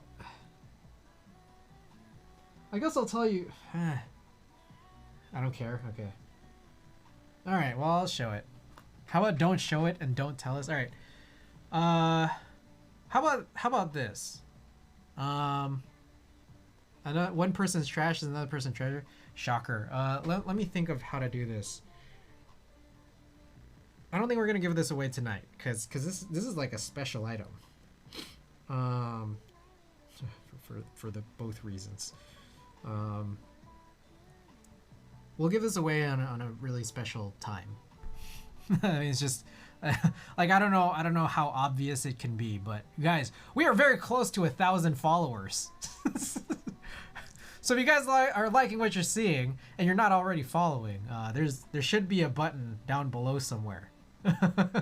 Should be a button down below somewhere that you might be able to hit to express your appreciation, and for the ability to get notified when I go online, or the ability to look on your sidebar. So we're very close to 1,000 followers. So with that said, this is a very special potential future giveaway prize for I don't know, maybe a possible special event of some sort. But guys, all right, I'll just show it right now. This is a pretty cool drawing, I gotta say. Oof, before you did DZ60 build, I ordered 2 DZ60 Flex PCBs with the intention of mil-maxing them, but I managed, but mil-maxing DZ60 is not recommended. 100%. I actually just ordered a DZ60 Flex PCB because I'm running out of 60% corner PCBs. Alright guys. Very cool packaging right off the bat. I don't know. If anything, this is art. This is a nice little art piece, but I think it's important and worthwhile to tell you guys what this is to begin with, if it's not already obvious. So let me slowly and carefully raise this here up to the top. And let's take a look at what this little badge looks like. High-res audio? What could this be? Guys, this box reeks of early, late 90s, early 2000s times. All right, guys, let's lift this up and let's take a look. Guys, oh, that's a really nice cable. What the fuck? This is a topping A50S amp. That's a pretty nice value. What the heck? It came with these cables? These cables are sick. Oh, there you go, guys. A50. Oh, it's an A50. It's a topping A50 in an A50S box. There you go. Topping A50 in an A50S box. My correction. So, oh, sorry about this. Focus. All right. There it is, guys. Potential giveaway, or sorry, not potential. Future giveaway item, 100%. Like, I'm not. This is not for me, guys. This is for y'all. This is All Hex's donation to the stream for a future giveaway that we could have for some type of special event. So amp into an audio interface kind of thing. It's an amp. Very, very slick.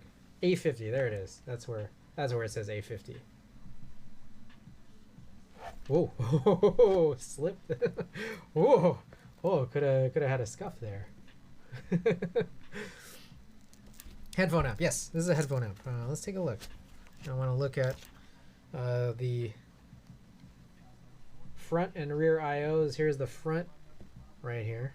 So there's a power button, the dials, all the ins, and here's the RCA ins and out, in and outs. It occurs to me I forgot the 15 volt power adapter. Is that not this?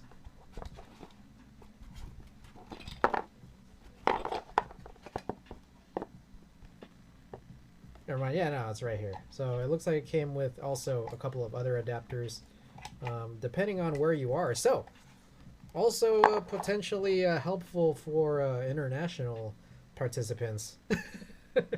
So yeah, there you go.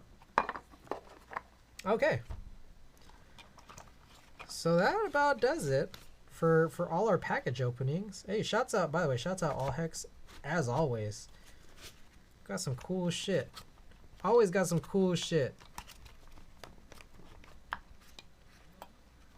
Cool shit for y'all. How the hell I can't replace this. It's a struggle here.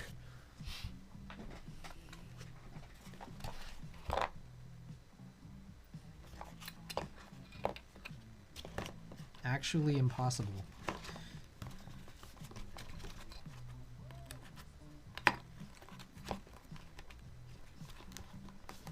Such a generous benefactor of the stream. Yeah, I think I think All Hex is trying to get his name engraved on one of those bar stools over there.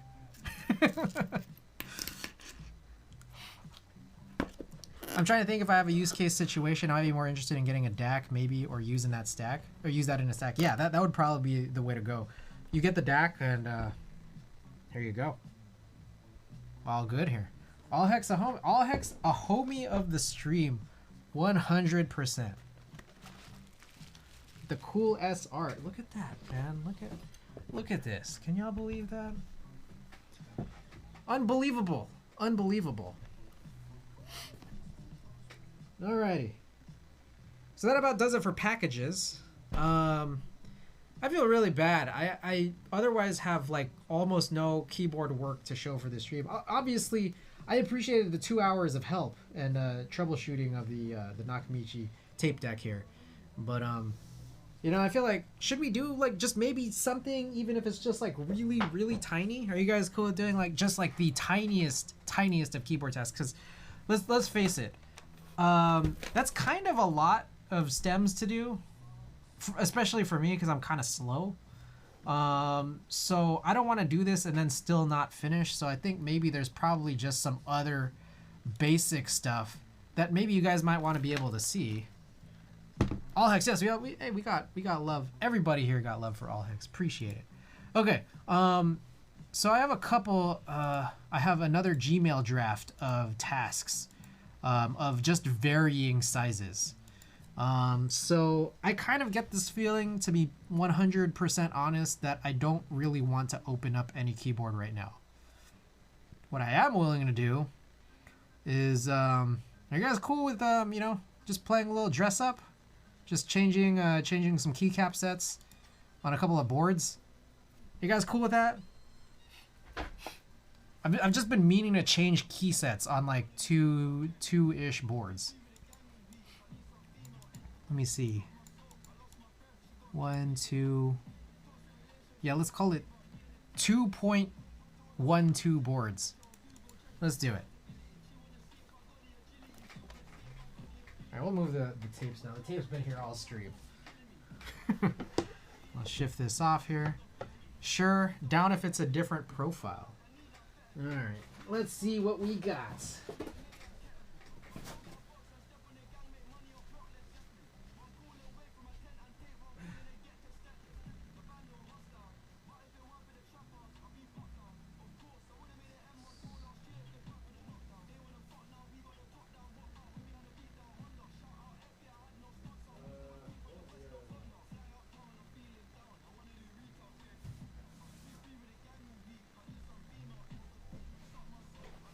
Alright guys, we're gonna dress up. Actually, there's still one more board. Alright, there is a spoiler. One of them is the Honeyboard.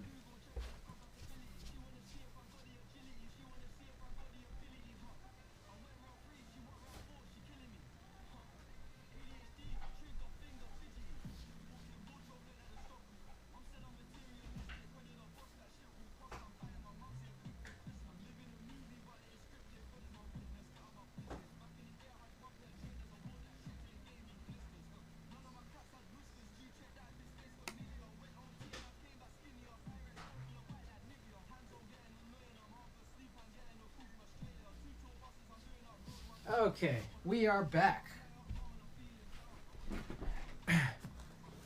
Oh, Chris, I was looking at the MR-1 manual. The rear quarter-inch inputs only expect the minus 10 dB input, whereas the front ones you used expect the plus 4 dB. So it looks like you could just use the rear input. Okay, that's helpful to know. The thing that I want to mention about that is that we tried that early on in the stream, and it still kind of seemed like nothing was being recorded, which I found bizarre. And I'm not 100% sure of what really happened there, so I think I kind of want to try that off stream, going back to the rear inputs. I don't really know what happened, and that was before I started like using the webcam to kind of show what was going on, and there'll be some troubleshooting to do, and I'm sure I'm going to be bouncing off the walls screaming at how stupid this is for some time until this is actually fixed, a lot of which might be off stream. So but I appreciate that info, because I actually didn't think of that they were actually expecting different like input levels. Okay, first task. Task number 1. This is a Switch Couture Alice, and there's a missing key. There's a missing keycap. So I gotta go, it's right here to my left.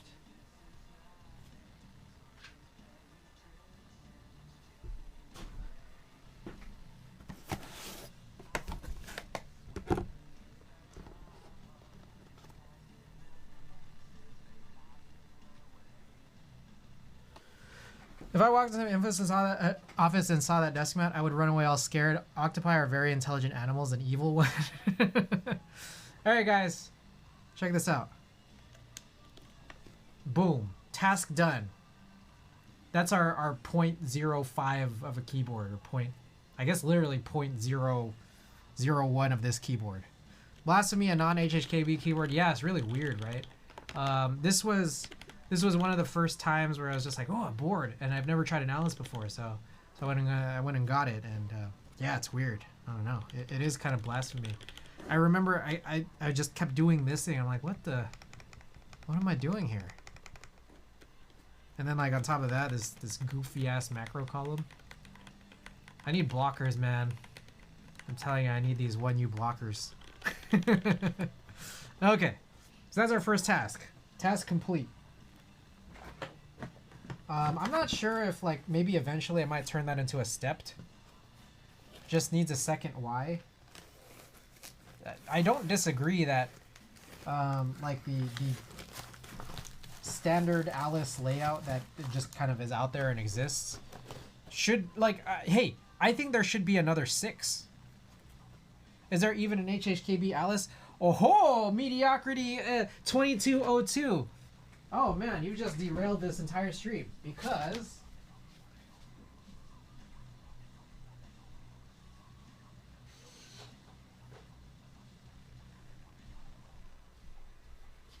this board requires no work. I'm just here to show it off.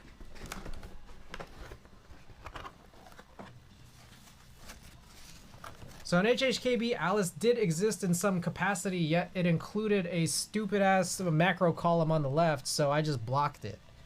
But yes, an HHKB Alice does exist.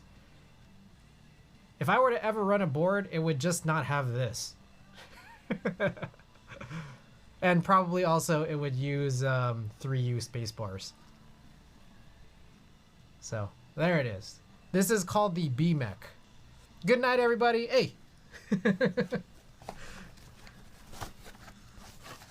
No work to be done there. Hove KB, if you're taking off, hope you have a good evening. Great evening.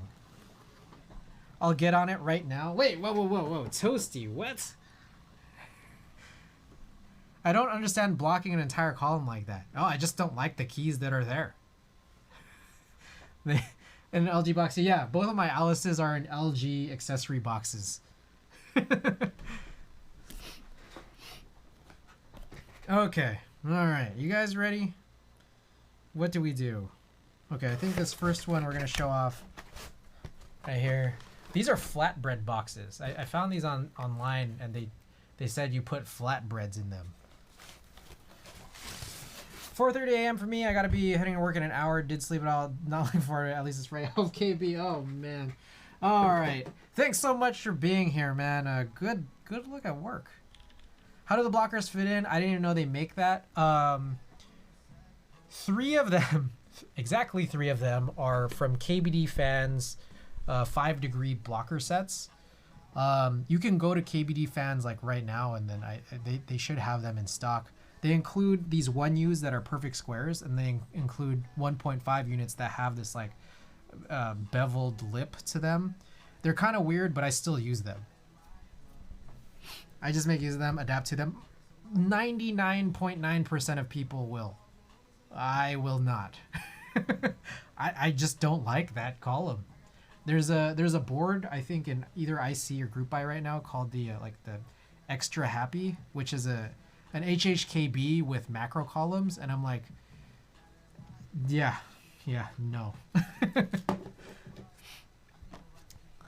That's dope. Good to know. Yeah, one of them actually came from my KMac Happy. KMac Happy came with some blockers, but it didn't even come with all of them, which is kind of stupid scuffed.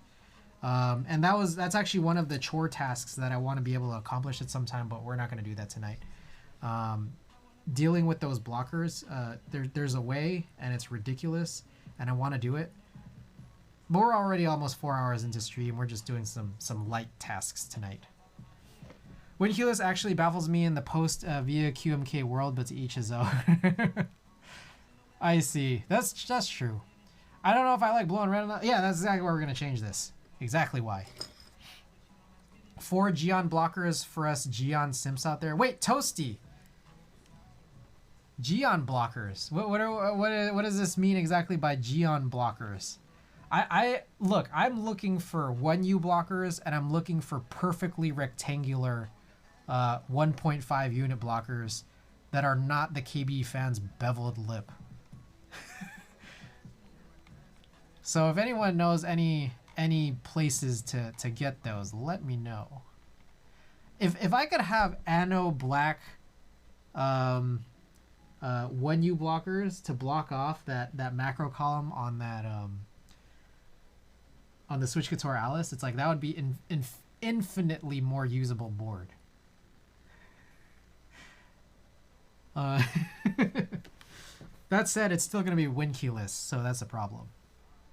Okay, anyways, yeah, let's pull these off, huh? I need a tray. Win keyless is hot. Yo, Chris, I finished 600k actuations on the Hyperglide Blacks, and you're right, there's barely a difference. Hey! Oh my god, okay, thank you for corroborating that. It's like, there is a difference, but it's so minuscule, right? Like, it's not enough. Like, it's not enough for it to, like, even be useful. And that's what I'm saying, where it's just that, like, I remember a time where I had these Cherry MX switches from like these 1980s like Wise keyboards that I guess some people would call vintage, you know. Vintage is a goofy label, but anyways. And they were the smoothest things I've ever felt. Yet at the same time, I've felt other switches just as old, older, newer, that are not smooth. And I felt other ones that were. So it's just like, it's weird, right? I don't think it has anything to do with like actually like breaking in a switch. I really don't think that. I think, honestly, I feel like the idea of breaking in, it's like, while it does have an effect, I feel like the perception of it feels very snake oily to me. I don't know, that's my hot take. Like, it's not enough. Like, I think literally, it's literally the luck of the draw of the switch that you have in hand. However, maybe it you know, differences in the molds, or just, I don't know, whatever, just luck of the draw. Isn't the difference supposed to be more pronounced for all palm switches? I don't know what to say other than, like, I'll say the same exact thing for Novel Keys cream switches. Like, I've compared them in hand, side by side, feeling to the touch, listening to the ear, and there's a difference, but it's just so small. Like, it's so small. It's again, I find it similar. Now, I don't know. And again, maybe the next time we have a meetup, I'll bring some stock, and I'll bring some of those broken in Novel Keys cream switches, and you can have them side by side. And maybe, I don't know, maybe you're more sensitive to it than I am. Maybe people in general are more sensitive to it than I am, but I don't know. To me, it's not big enough of a difference, I think.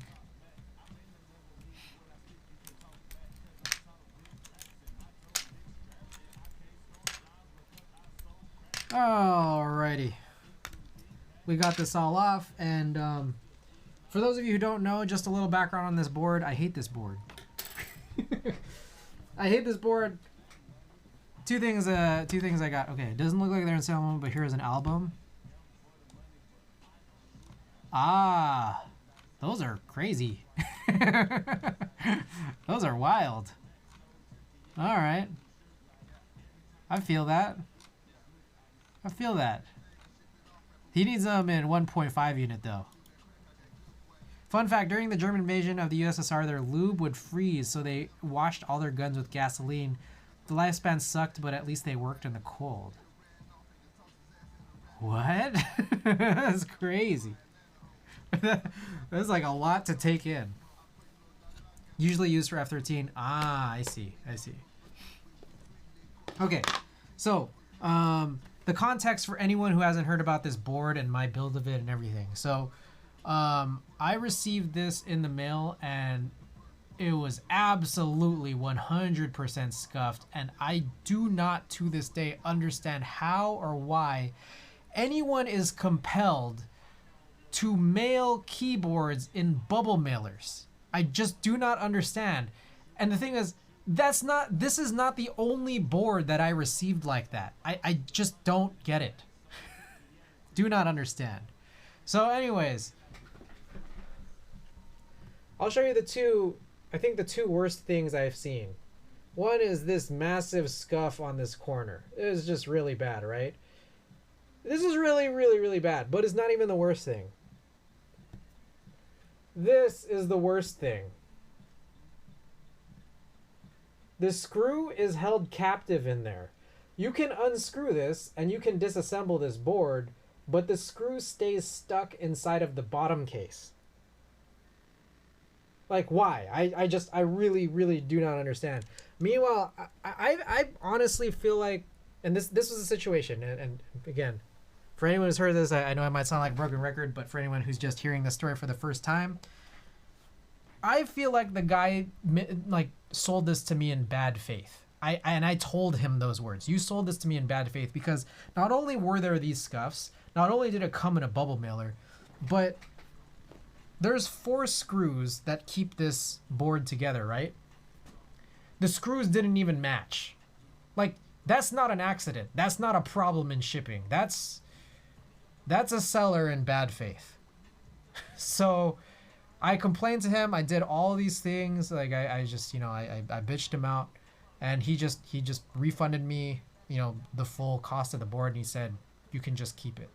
Like, he literally asked me, do you think any of this stuff can be fixed? Well, like, in my head, I'm just like, well, yeah, you could put matching screws and that would fix that problem. But otherwise I told him, like, hey, like, I don't know. Like that would be up for you to figure out. So this is a free keyboard, but it's still, like, this whole situation soured me on literally the idea of a Brutal 60. Like, it's just like, I do not like Brutal 60s because of my experience buying one. So what did I do? I built this with cherry red switches, pre-tool cherry red switches. So they're super scratchy no matter how much you lube them. But to that extent, it's still usable. And, like, I don't know, it's still one that I could enjoy using, like, in terms of, like, if this was in front of me, if this was the only board, if my whole collection went out in a fire and this was the only board I had left that was usable, it's like, oh no, I put in some long springs in there. It's linear switches. They may sound scratchy, whatever. It's usable to my personal preferences and extent, but it's otherwise a pretty stupid board. Canon Keys SU? No, not Canon Keys. It's just a secondhand seller, aftermarket seller. Ask a hobby machinist to fix that hole for you. I could do it, but I'm not local. Quick and easy job. Yeah, I know. I'm sure it's probably easy in some way to, like, fix it, but it's just, why? It's worth more to me to show and complain about. Just every time I bring this out, I can just bitch about it. So that's where the value is. Yeah. Anyways, all right. So it's a board I don't like, with some switches I don't like, and might as well put in a key set whose profile I don't like. This is DSA. DSA, I think, looks really cool. I do not like uniform profiles. So I had not known anything about DSS until just, like, when I returned to the hobby 2 years ago. And when I tried DSS, I'm like, oh man, DSS is, like, way better. I think DSS is, like, so much better than DSA. But DSA exists, and I don't know, I mean, it looks cool, and there's, obviously some cool sets that exist out of DSA. I have DSA Retro, but unfortunately I don't have HHKB kitting for it. You should put in a uniform R3SA. No, I did do that at one point on this board. I put a uniform R3, it was Nuclear Data. Oh shit, what did I just do? I put in the 2 backspace. What am I doing here? Okay. I'm being a moron here. That's what. Okay. I don't like Win that much. I don't know, it's just me. I would rather put on arrow keys for Win keys. Alright, control. The seller was not bad, brutalist not involved. No, I know. So it's like, obviously it's like it wasn't, it's not Canon Keys' fault that I hate the Brutal 60. I hate the Brutal 60, not Canon Keys' fault. That's the acknowledgement I need to make.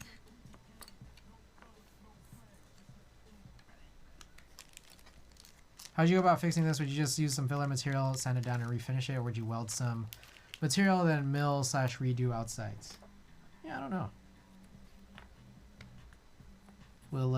Will Gadget Blues give away his trade secret?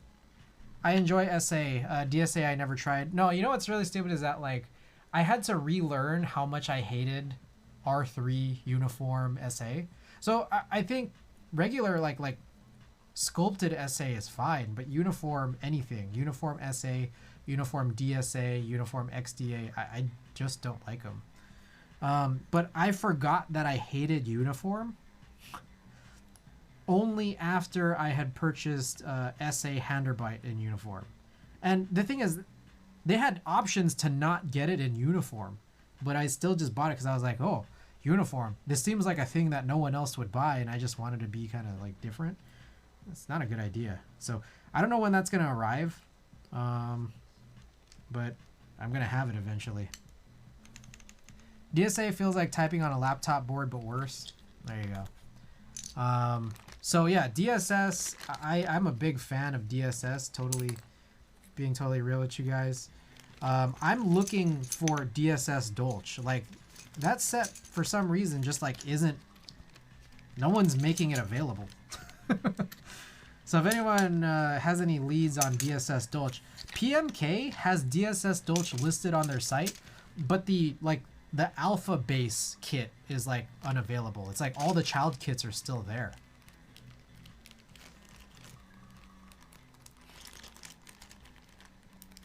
I just got a DSA Historic. It's set as a set for 40s. I see. There was an add-on to support for 60, 65, but I didn't get it. I see. Uniform sucks. Yeah. No kidding. Smooth off the corner, but to really fix it would require re-ano. The hole is really simple. I have fractional drills for every size. I see.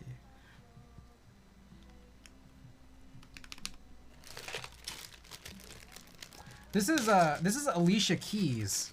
This is Alicia Keys, and I think it features Lil Wayne. And this sounds exactly like that Portishead song. What is it, Glory Box? Like, I was like, oh my god. I think she just channeled her inner Portishead, and it's Alicia Keys. Like, I didn't even think that there was, I don't know.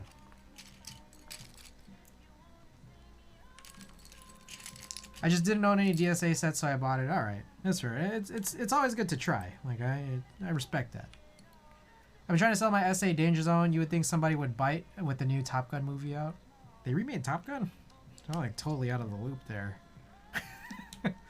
I love Portishead. Portishead is awesome. You know, I just got. I feel like I got a little story about Portishead. I remember. The way I found out about Portishead was, I think I must have been, I don't know, maybe in high school? I think I was in high school, so this had to have been like 15-ish years ago. My mom always had the TV on 100% of the time. You know, she'd be cooking, she'd be cleaning, she'd be like, you know, getting ready for work. She always had the TV on. And I think at some point she had like, what is it, Comedy Central or whatever channel that aired SNL reruns. And I guess there was an SNL rerun that might have happened from the late 90s that had Portishead as a guest. And I don't think she was even in the room when this came on. But I listened to Portishead on this SNL rerun, and I was like, oh, that sounds really good. So, you know, you go on to what is it, LimeWire or Kazaa, whatever was good or big back then. I don't even know how, but I was just like, I managed to find Portishead's album, a couple of albums out by that point, and you know, it was all good. I enjoyed that. So I you know, I drove when I was in high school. My parents, you know, they let me drive. I had a CD player. It had a 6 CD changer, so I burned Portishead on a CDR, QWERTY, and yeah, I listened to it through high school, and then I ended up going off to college, you know, 400 miles away. Car stayed down my freshman year. I ended up getting my car later on in college, same car. The CDs like stayed inside the house, so I think at some point my mom found it, and then I guess she listened to it and then apparently really liked it, and then my brother found out, and I guess he like kind of also vaguely knew Portishead just a little bit, and he just kind of thought it was funny. It's like, I wouldn't have taken mom for someone who would like Portishead, so he kind of thought that was funny. Fast forward a couple years later, my brother works in the music industry. He's a DJ by night, but he also just like works in the industry too. I think in about, I want to say like early 2010s, he actually made like a mashup mixtape of Portishead with the Atlanta rap group Travis Porter, and he called it Travis Portishead. And like, I don't know, it was just really goofy. And I think like one of his friend did visuals for like a YouTube video for one of the Travis Portishead mashups, Travis Porter and Portishead. And then I don't know, it was just really amusing, right? I thought it was really amusing. GHJ. A little while later, I think my brother was also burning this, he was burning these on CDs. And I think like he might have just given away this mixtape just around. It was cool because apparently like somehow like one of those Travis Portishead CDs just like found its way lying around, and I think this is like 2012. Diplo apparently got his hand on it, took a picture of it, posted it on Instagram, and then just captioned it, "What the fuck?" So that's the story. That's the story I have of Portishead. Okay. Let's see. Tom Cruise is the instructor. Oh, it's a sequel. Goose's kid is one of the trainees. I see. You like other trip hop like Massive Attack, more cheap or tricky? Like, I love Portishead. I remember listening to a lot of Massive Attack, but at the same time, I don't really know much about Massive Attack. Like, I just listened to a lot of their music on Spotify, but I don't know if I don't feel right saying like, oh, I'm a big fan of Massive Attack, but Massive Attack is great. So yeah, that's what I'll say. Okay, if you look at your hand and all your fingers are almost the same length, give unsculpted uniform profiles a try.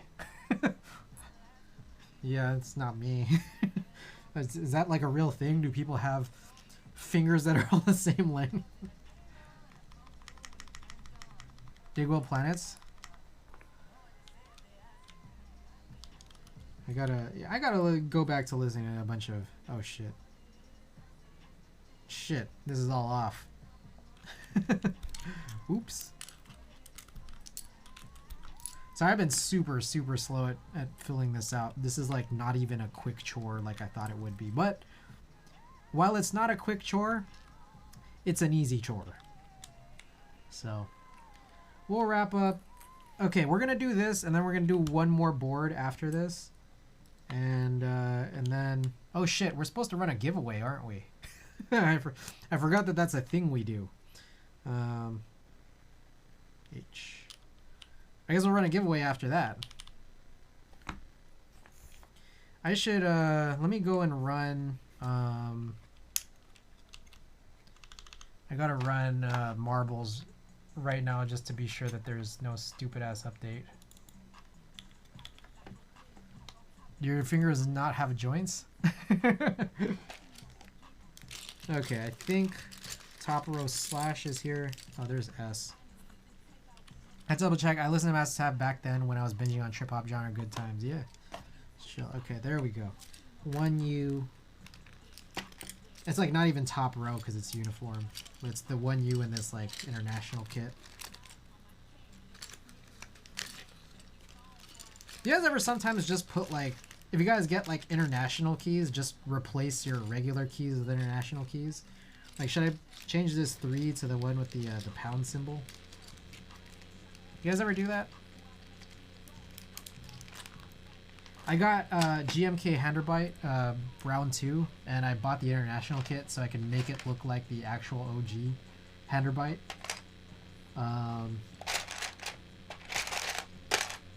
Using all that, but I'm still gonna use it like in a US ANSI layout. Just put in like the M with the mu on it, and whatever the heck else there is, the Q with the @ symbol or whatever.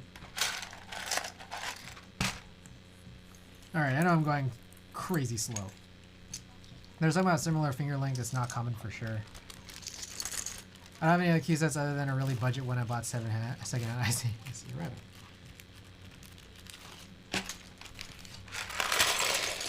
But yeah, hey, if anyone has any leads on DSA Dolch, hey, give me a shout.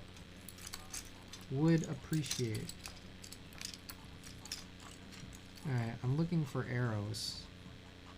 Okay, arrows are interesting, right? Because are they all just like completely symmetrical? There's another one. There's another one. There's another one. Yeah, I think they're all symmetrical. Okay, there we go. Alright, what do you guys think? DSA Dolch on this Brutal 60? Is that an A or an A+? What do you guys think? What the hell? What bag did I use for this? Oh, this is just in here.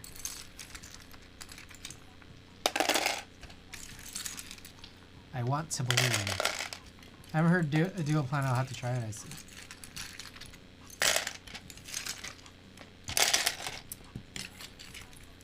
Okay. So. That's board number 1. I guess like the Switch Couture Alice that counted as 0.1 or whatever. So that's board 1.1. I know it's a board you hate, but I really love the red of that board. It's pretty nice, I gotta say. Like the anno job on these Brutals are really nice, and it's like it's interesting because it is a really nice red that I would have expected on, like, say like a more like, you know, what people call higher end, where you just spend hundreds and hundreds and hundreds or thousands of dollars on, and it's on like a basically like one of the more affordable like end customs. So then now I would just like kind of associate this red with like the Brutal that I don't like. Okay. All right, guys, this one will be fun. So you guys, oh, it's not even in any wrapping right here. So guys, this is the Honeyboard HB60. This is a fun one. Look at that. We got a honeycomb pattern, like basically engraved in on the back. Very cool, very cool. Evil Dolch would rock on that. No, I'm waiting for GMK Slasher. That'll be a cool one. This board sounds like so good. This is like alu, like sandwich mount. I think there's some O-rings in there, so I don't know if you want to call it burger or not, but this board just sounds like so good. Let's come back to it real quick. I'll pause the music because I just want you guys to hear. Oh, it's not even plugged in.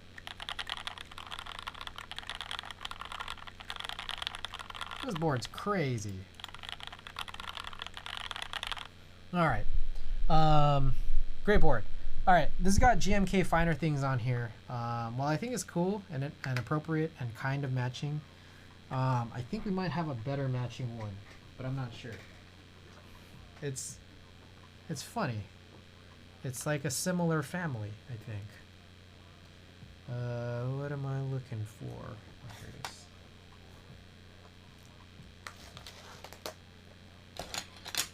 you have any CFO EPBT blanks? I do not have the blue. The blue blanks. I have pink blanks, but I think they're Adas. I guess I should just show this, guys. I think it might be this. MoDo 2 Mist. What do you guys think? Is this going to be a better match than Finer Things on this HB60? What do you guys think? Your prediction. Actually, how about that? Let's run a poll.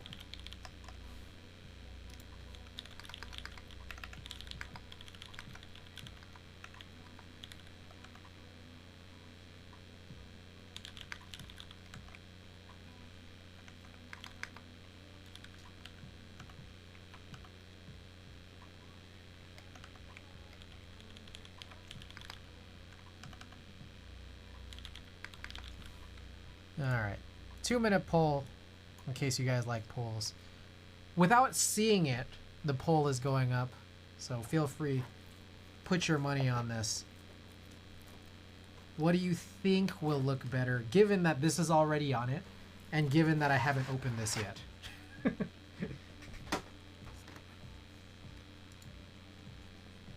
Alright, you guys are liking MoDo 2 Mist, all one of you. Jeez, I feel like an idiot here. He's always losing this.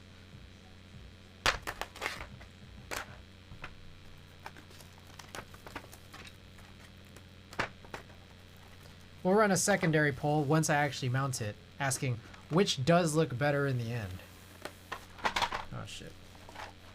Ah, there it is. Oh, that looks great. Like sometimes there are some sets that just look a lot better in real life.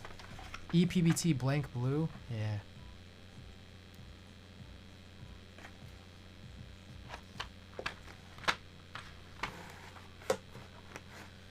Alright, I think I need to grab another tray.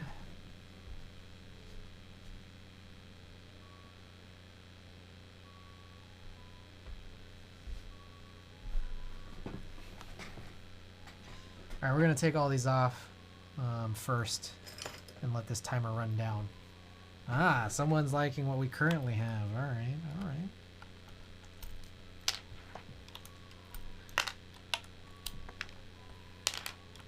I'm looking back, right?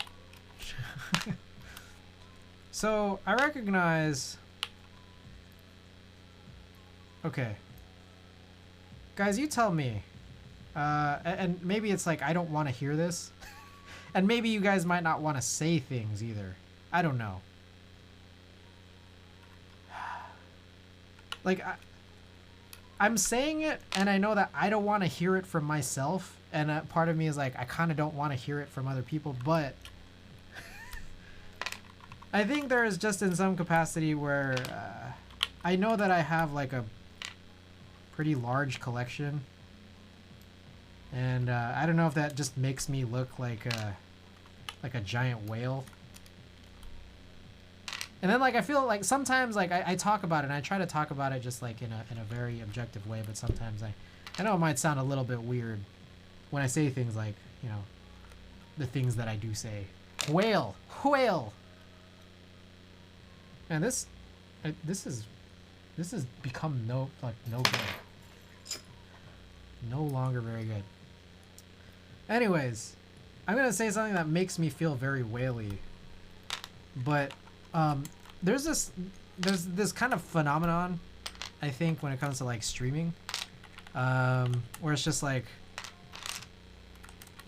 I especially felt it like when I was like kind of starting, but like there's potential to like want to stream, but you're kind of building the same board over and over again. If, say, for example, you don't have a large collection and you might not have like a large customer base. And so it's like, how many times can you like build the same board over and over again before you get tired of it and before people start getting tired of it? And I'm looking at it as like, okay, well, I do have like a collection that's like larger than I guess maybe the average.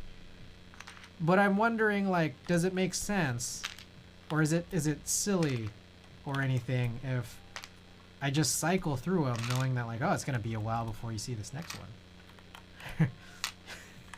You know, and I don't know. I feel like that's a very that's a very like whale problem to ask about. So I don't know. I feel weird asking about it, but I'm just, the reason I bring this up is because I went through my collection and I'm just like, oh, I guess this was like for anyone who, I feel it's a weird conversation even as I'm just like talking about it right now, but for anyone who hasn't seen it already, you can hit the exclamation collection command and see like all my boards. And I try to keep it relatively up to date.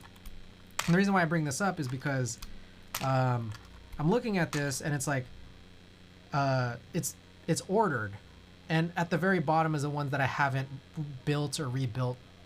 Like those are the ones that are not the most recent at the bottom. I'm looking at it, I'm realizing the HB60 is like kind of closer to the bottom. And I'm thinking, oh, like I guess it's been a while since I built this, but then at the same time I think like, no, I remember when I rebuilt this though, or I remember when I did build this though. It's like it wasn't that long ago. So it's like, are you guys like would people be weirded out if I were to just like rebuild this and then just like do this cycle? You know? Is that weird? I don't know. This is like a weird whale / streamer question to ask.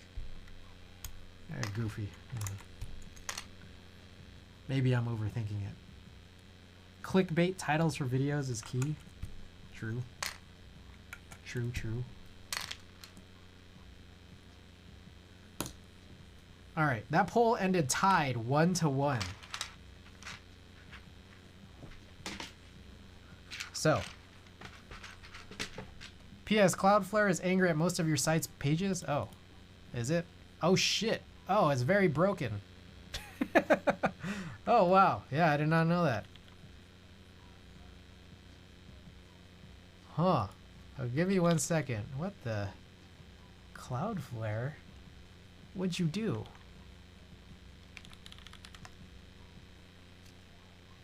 One second. Let me try to figure out what's going on. Ah shit. Ah shit, guys. I have totally forgotten. Ah,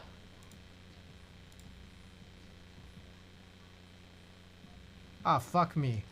No, I have an expired cert along in the chain. It's not Cloudflare's fault. It's mine. Yeah, no. The way the DNS is set up, there's an expired cert in the chain, and it expired 3 days ago. And I swear to you guys, usually I get emails about this, like, hey, your cert's gonna expire soon, and I feel like I didn't get one. I never got this. I didn't get the latest email. Did I? Yeah, no. What the fuck?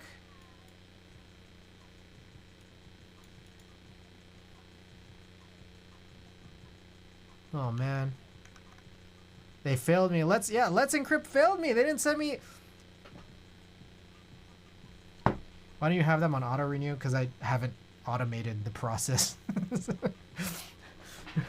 I haven't done the automation or the automating process for this. So that's why.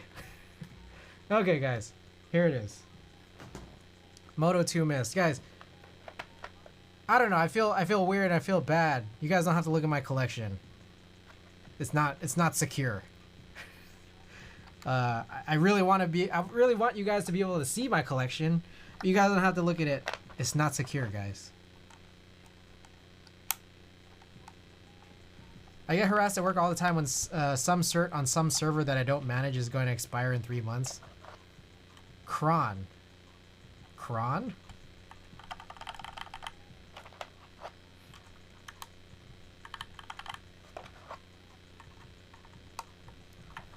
Okay, so here's what I'm seeing so far. The finer things like teal and then this like Aztec teal, they don't match. Like, they're both teal in name, so it feels fun for them, like, you know, to kind of be together, but they're not a matching teal, right? This, I don't know what you call it, this mist color also doesn't match this Aztec teal. So that's a reality, right? But part of me thinks maybe that's still okay. Like, maybe it's better. Maybe it's that, like, because it doesn't match, it's cool that it's like lesser of like a visual element that you see, but at the same time it really pops, and I'm not sure if I like that it pops as much as it does. But maybe I just gotta finish mounting this. Cron job is like Linux build and system for running scripts or whatever on a timely basis, like 5. No, yeah, I've known about cron jobs, but not with the H. Also, specifically automating it for my workflow is like, I don't know, specifically how my workflow is. I just haven't taken the time to like do it, and really figure out like the best way to do it. I would love to automate it, but it just has, first of all, it just hasn't happened, and it kind of hasn't happened because I just felt I didn't put myself in a position where it would become really easy to. Sorry, no H. Yeah, no. Sorry about that. A little confusion there.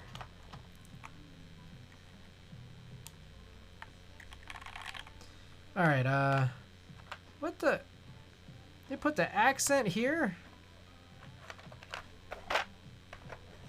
That's weird. You gotta. Why would they put the whatever. I'm not even gonna try to figure that out. It's too late for that. Appreciate everyone sticking around, guys. As soon as we finish this, we'll run some marbles, because this has been a long stream of almost literally no keyboard work. I hardly consider a new outfit of the day here actual keyboard work.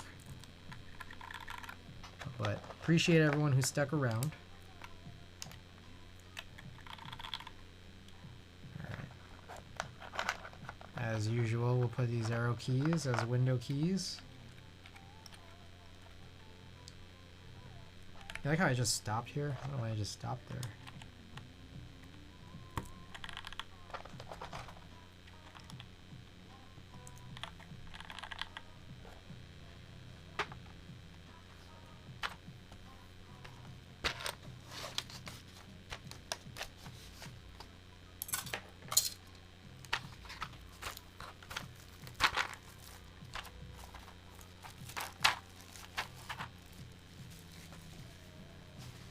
Although now System D uses something else, cron still works though.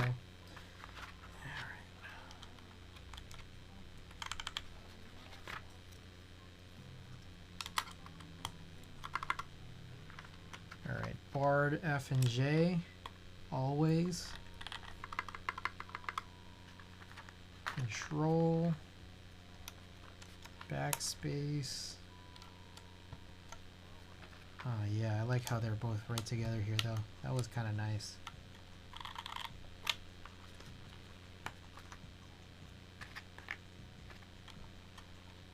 Oh, there's actually F13 in here.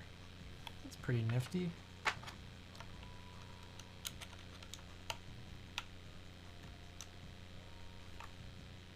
Oh, I didn't put enter. Whoa, whoa, whoa. Oh, okay. Oh, I was like, was there not non-accent enter? There it is. Alright, guys. So, I would, like, it's a kind of like only fair that it stays at this level, but I feel like you need to kind of show it a little bit more closely to see what it looks like. So there it is. Let me show it like this close. So, I don't know if my camera is really capturing, because it kind of looks white, like these legends, kind of. I don't know, in some spots I think maybe it might be the lighting. Looks like a keyboard. Alright, what if I go darker? Alright, there we go. Still kind of looks white-ish. But it looks really, like, it looks really interesting to the eye. But I can also tell that, like, it doesn't, we're in a similar, possibly even worse case where the mist color here matches even less with the Aztec teal than Finer Things did. But it's still like a nice, interesting look, I think. See him faint blue tint? Yeah. Okay. Alright, guys.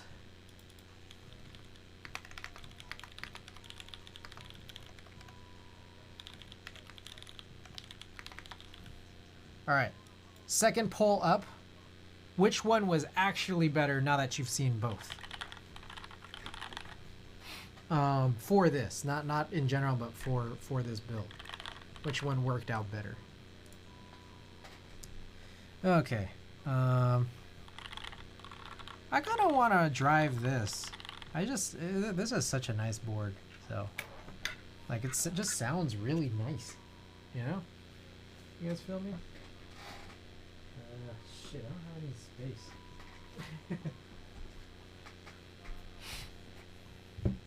All right, which one is on the board and which one was on it previously? So this used to have finer things, and now it has Moto 2 Mist. So this one's Moto 2 Mist. Okay. While that's running, guys. For anyone who's stuck around, I guess I make a little bat call out there. Run a little giveaway. Guys, this is the last all hex sponsored artisan. Like of the series.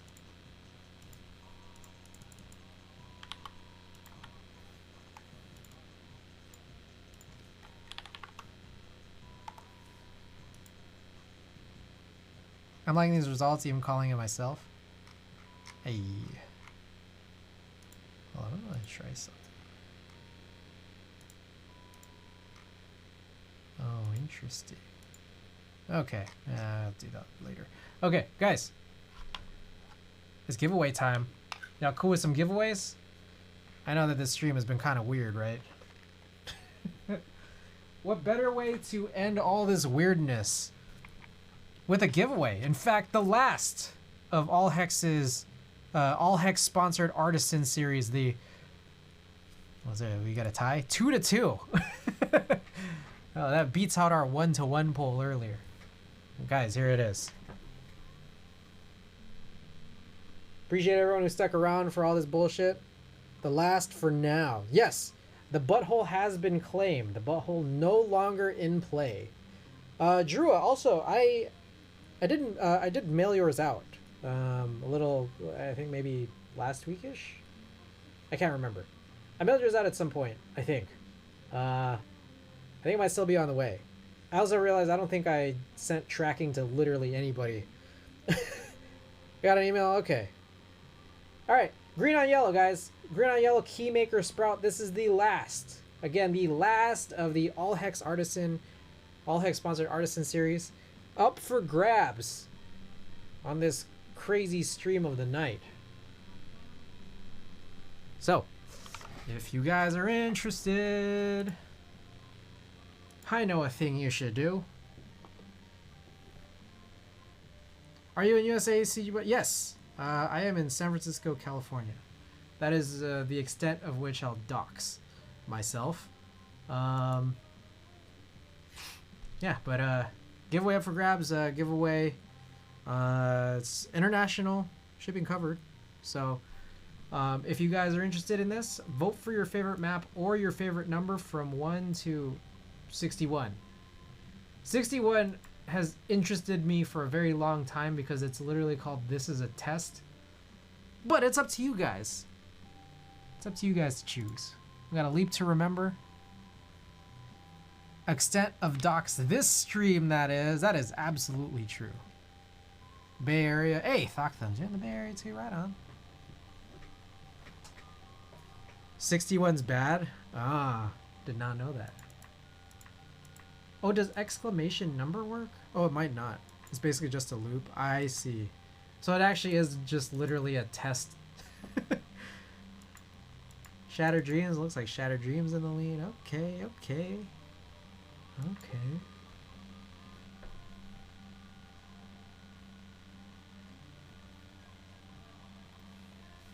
$59. Alright guys, shall we just do it? Let's go and do it. Shattered Dreams. I wish there was a timer for voting. Alrighty. 3-minute countdown, guys. You know the drill. You already know what the fuck is going on. Hit the follow button if you haven't already. Guys, we're so close. We're so close to 1,000 followers. So if you're watching right now and you're not following, and you like what you're seeing, I have a small recommendation. Look down below your video player. There might be a follow button. I wish there was a vote random command. I think there is, isn't there? I don't remember. Alright, smash that follow button, hit that play command. Yes, we are only 5 followers away from 924. Which is like so close to 1,000. So close.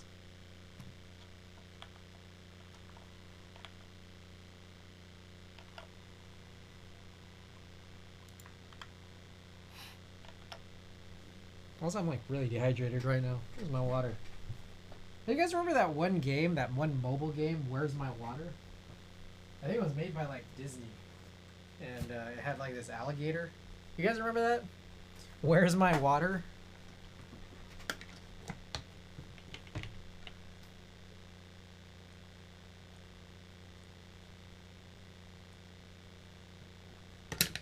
Yeah, the gator. Alright, I'm not the only one. Alright, minute and a half left, guys. Halfway through this countdown period. Join on in. Got like giveaways.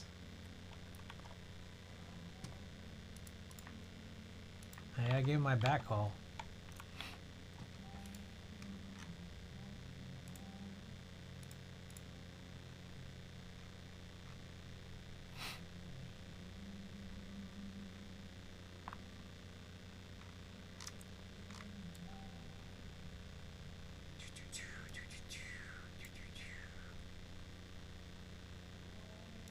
Oh man, should I try to fix this cert?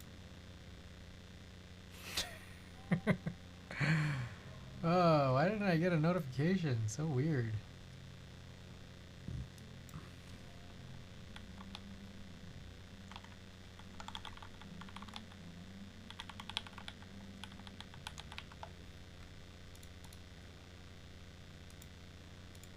Let's go!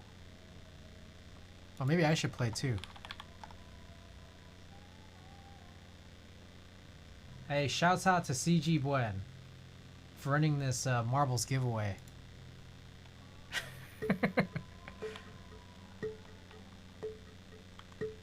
Alright guys, here we go. Early lead goes to Stiletto. Hey, hey, Franks, thanks for the shout out. Alright, first down the track, looks like Vin. Vin's the first down this track. Oh, he's in it to win it, isn't he?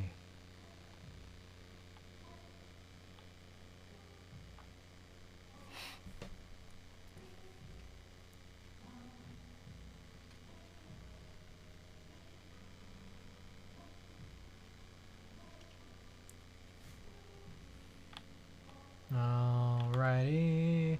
Vin's still in the lead, but does it matter? Because there's all these crazy rotating things. Who gets it? Who gets it? E-Bastler? Wait, Stiletto, are you... No, Stiletto, you're still in it. You're still in it, dude. Oh, what the... Insty! What the... Insty just slipped right through. Alright, let's see what happens here. There's some crazy stuff that might happen here. Oh, Insty made it through. Insty made it through. Vin behind. Okay, Insty's in. Oh! Insty's dead! Ooh, all hex. Vin, all hex, Toasty. Oh, all hex in the lead? Who's gonna get it? Oh! Oh, Frank's ghost. Oh, Frank is dead. Doc Thumbs is dead. Toasty Stomp. Oh! Oh my goodness! Oh my goodness! Toasty Stump with the win! Oh my goodness, I was not even paying attention. You guys are killing my bot. Alright, Toasty. Do you claim? Also, Sinvec's still in it in case, by the way, last place finisher gets to choose a raid target, so Sinvec just has to beat this firewall. Otherwise, it's a race between Sinvec and Stiletto. Alright, there you go. Sinvec was able to make it. Sinvec, if you'd like to choose a raid target, let us know. Toasty claims. Alright, hey, Toasty claim.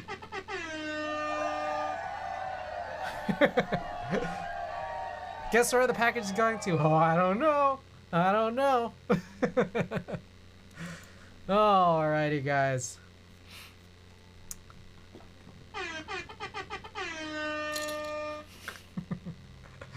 Toasty said to suck it. Alrighty. I cannot believe Frank did not win. Kumi Keebs. Alright, Sinvec. There's your hint on who to raid, but if you have another friend or streamer that you might look up to, anybody out there that you think we should have as a raid target, let us know. If you are still out there. Also, let me guys, let me know what you guys think. Hold up. For anyone who is just noticing, I did move my my face cam up here to the top left, and I did put this the overhead cam on the secondary, just right underneath with this little gap in between. You are the only one on my list, so there's no one else you'd like to raid. If there's no one else you'd like to raid at all, there is that hint from Frank, Kumi Keebs. That last artisan? Yes. This is the last artisan before we start going back to other your regularly scheduled junk giveaways. Follow Frank's rec. Alrighty, guys. Back to regular junk. Hey, but we'll have some good junk in there too. Actual junk, but still good-ish junk. And also regular junk. The guy Frank rated earlier. Okay. Okay. I had more luck with the regular junk. Okay, guys, I appreciate it. I will be back on Monday with the actual build that these switches I was supposed to do today were supposed to go in. So we're like really behind. But I'll have it ready and we'll do that build. I'm still keeping the build somewhat private. It's not even a big deal, but the build is private. If you haven't already known, or if you can't figure it out. That's the build for Monday. So we'll be back. Hope to see you guys there. Yeah, that should just be about it. All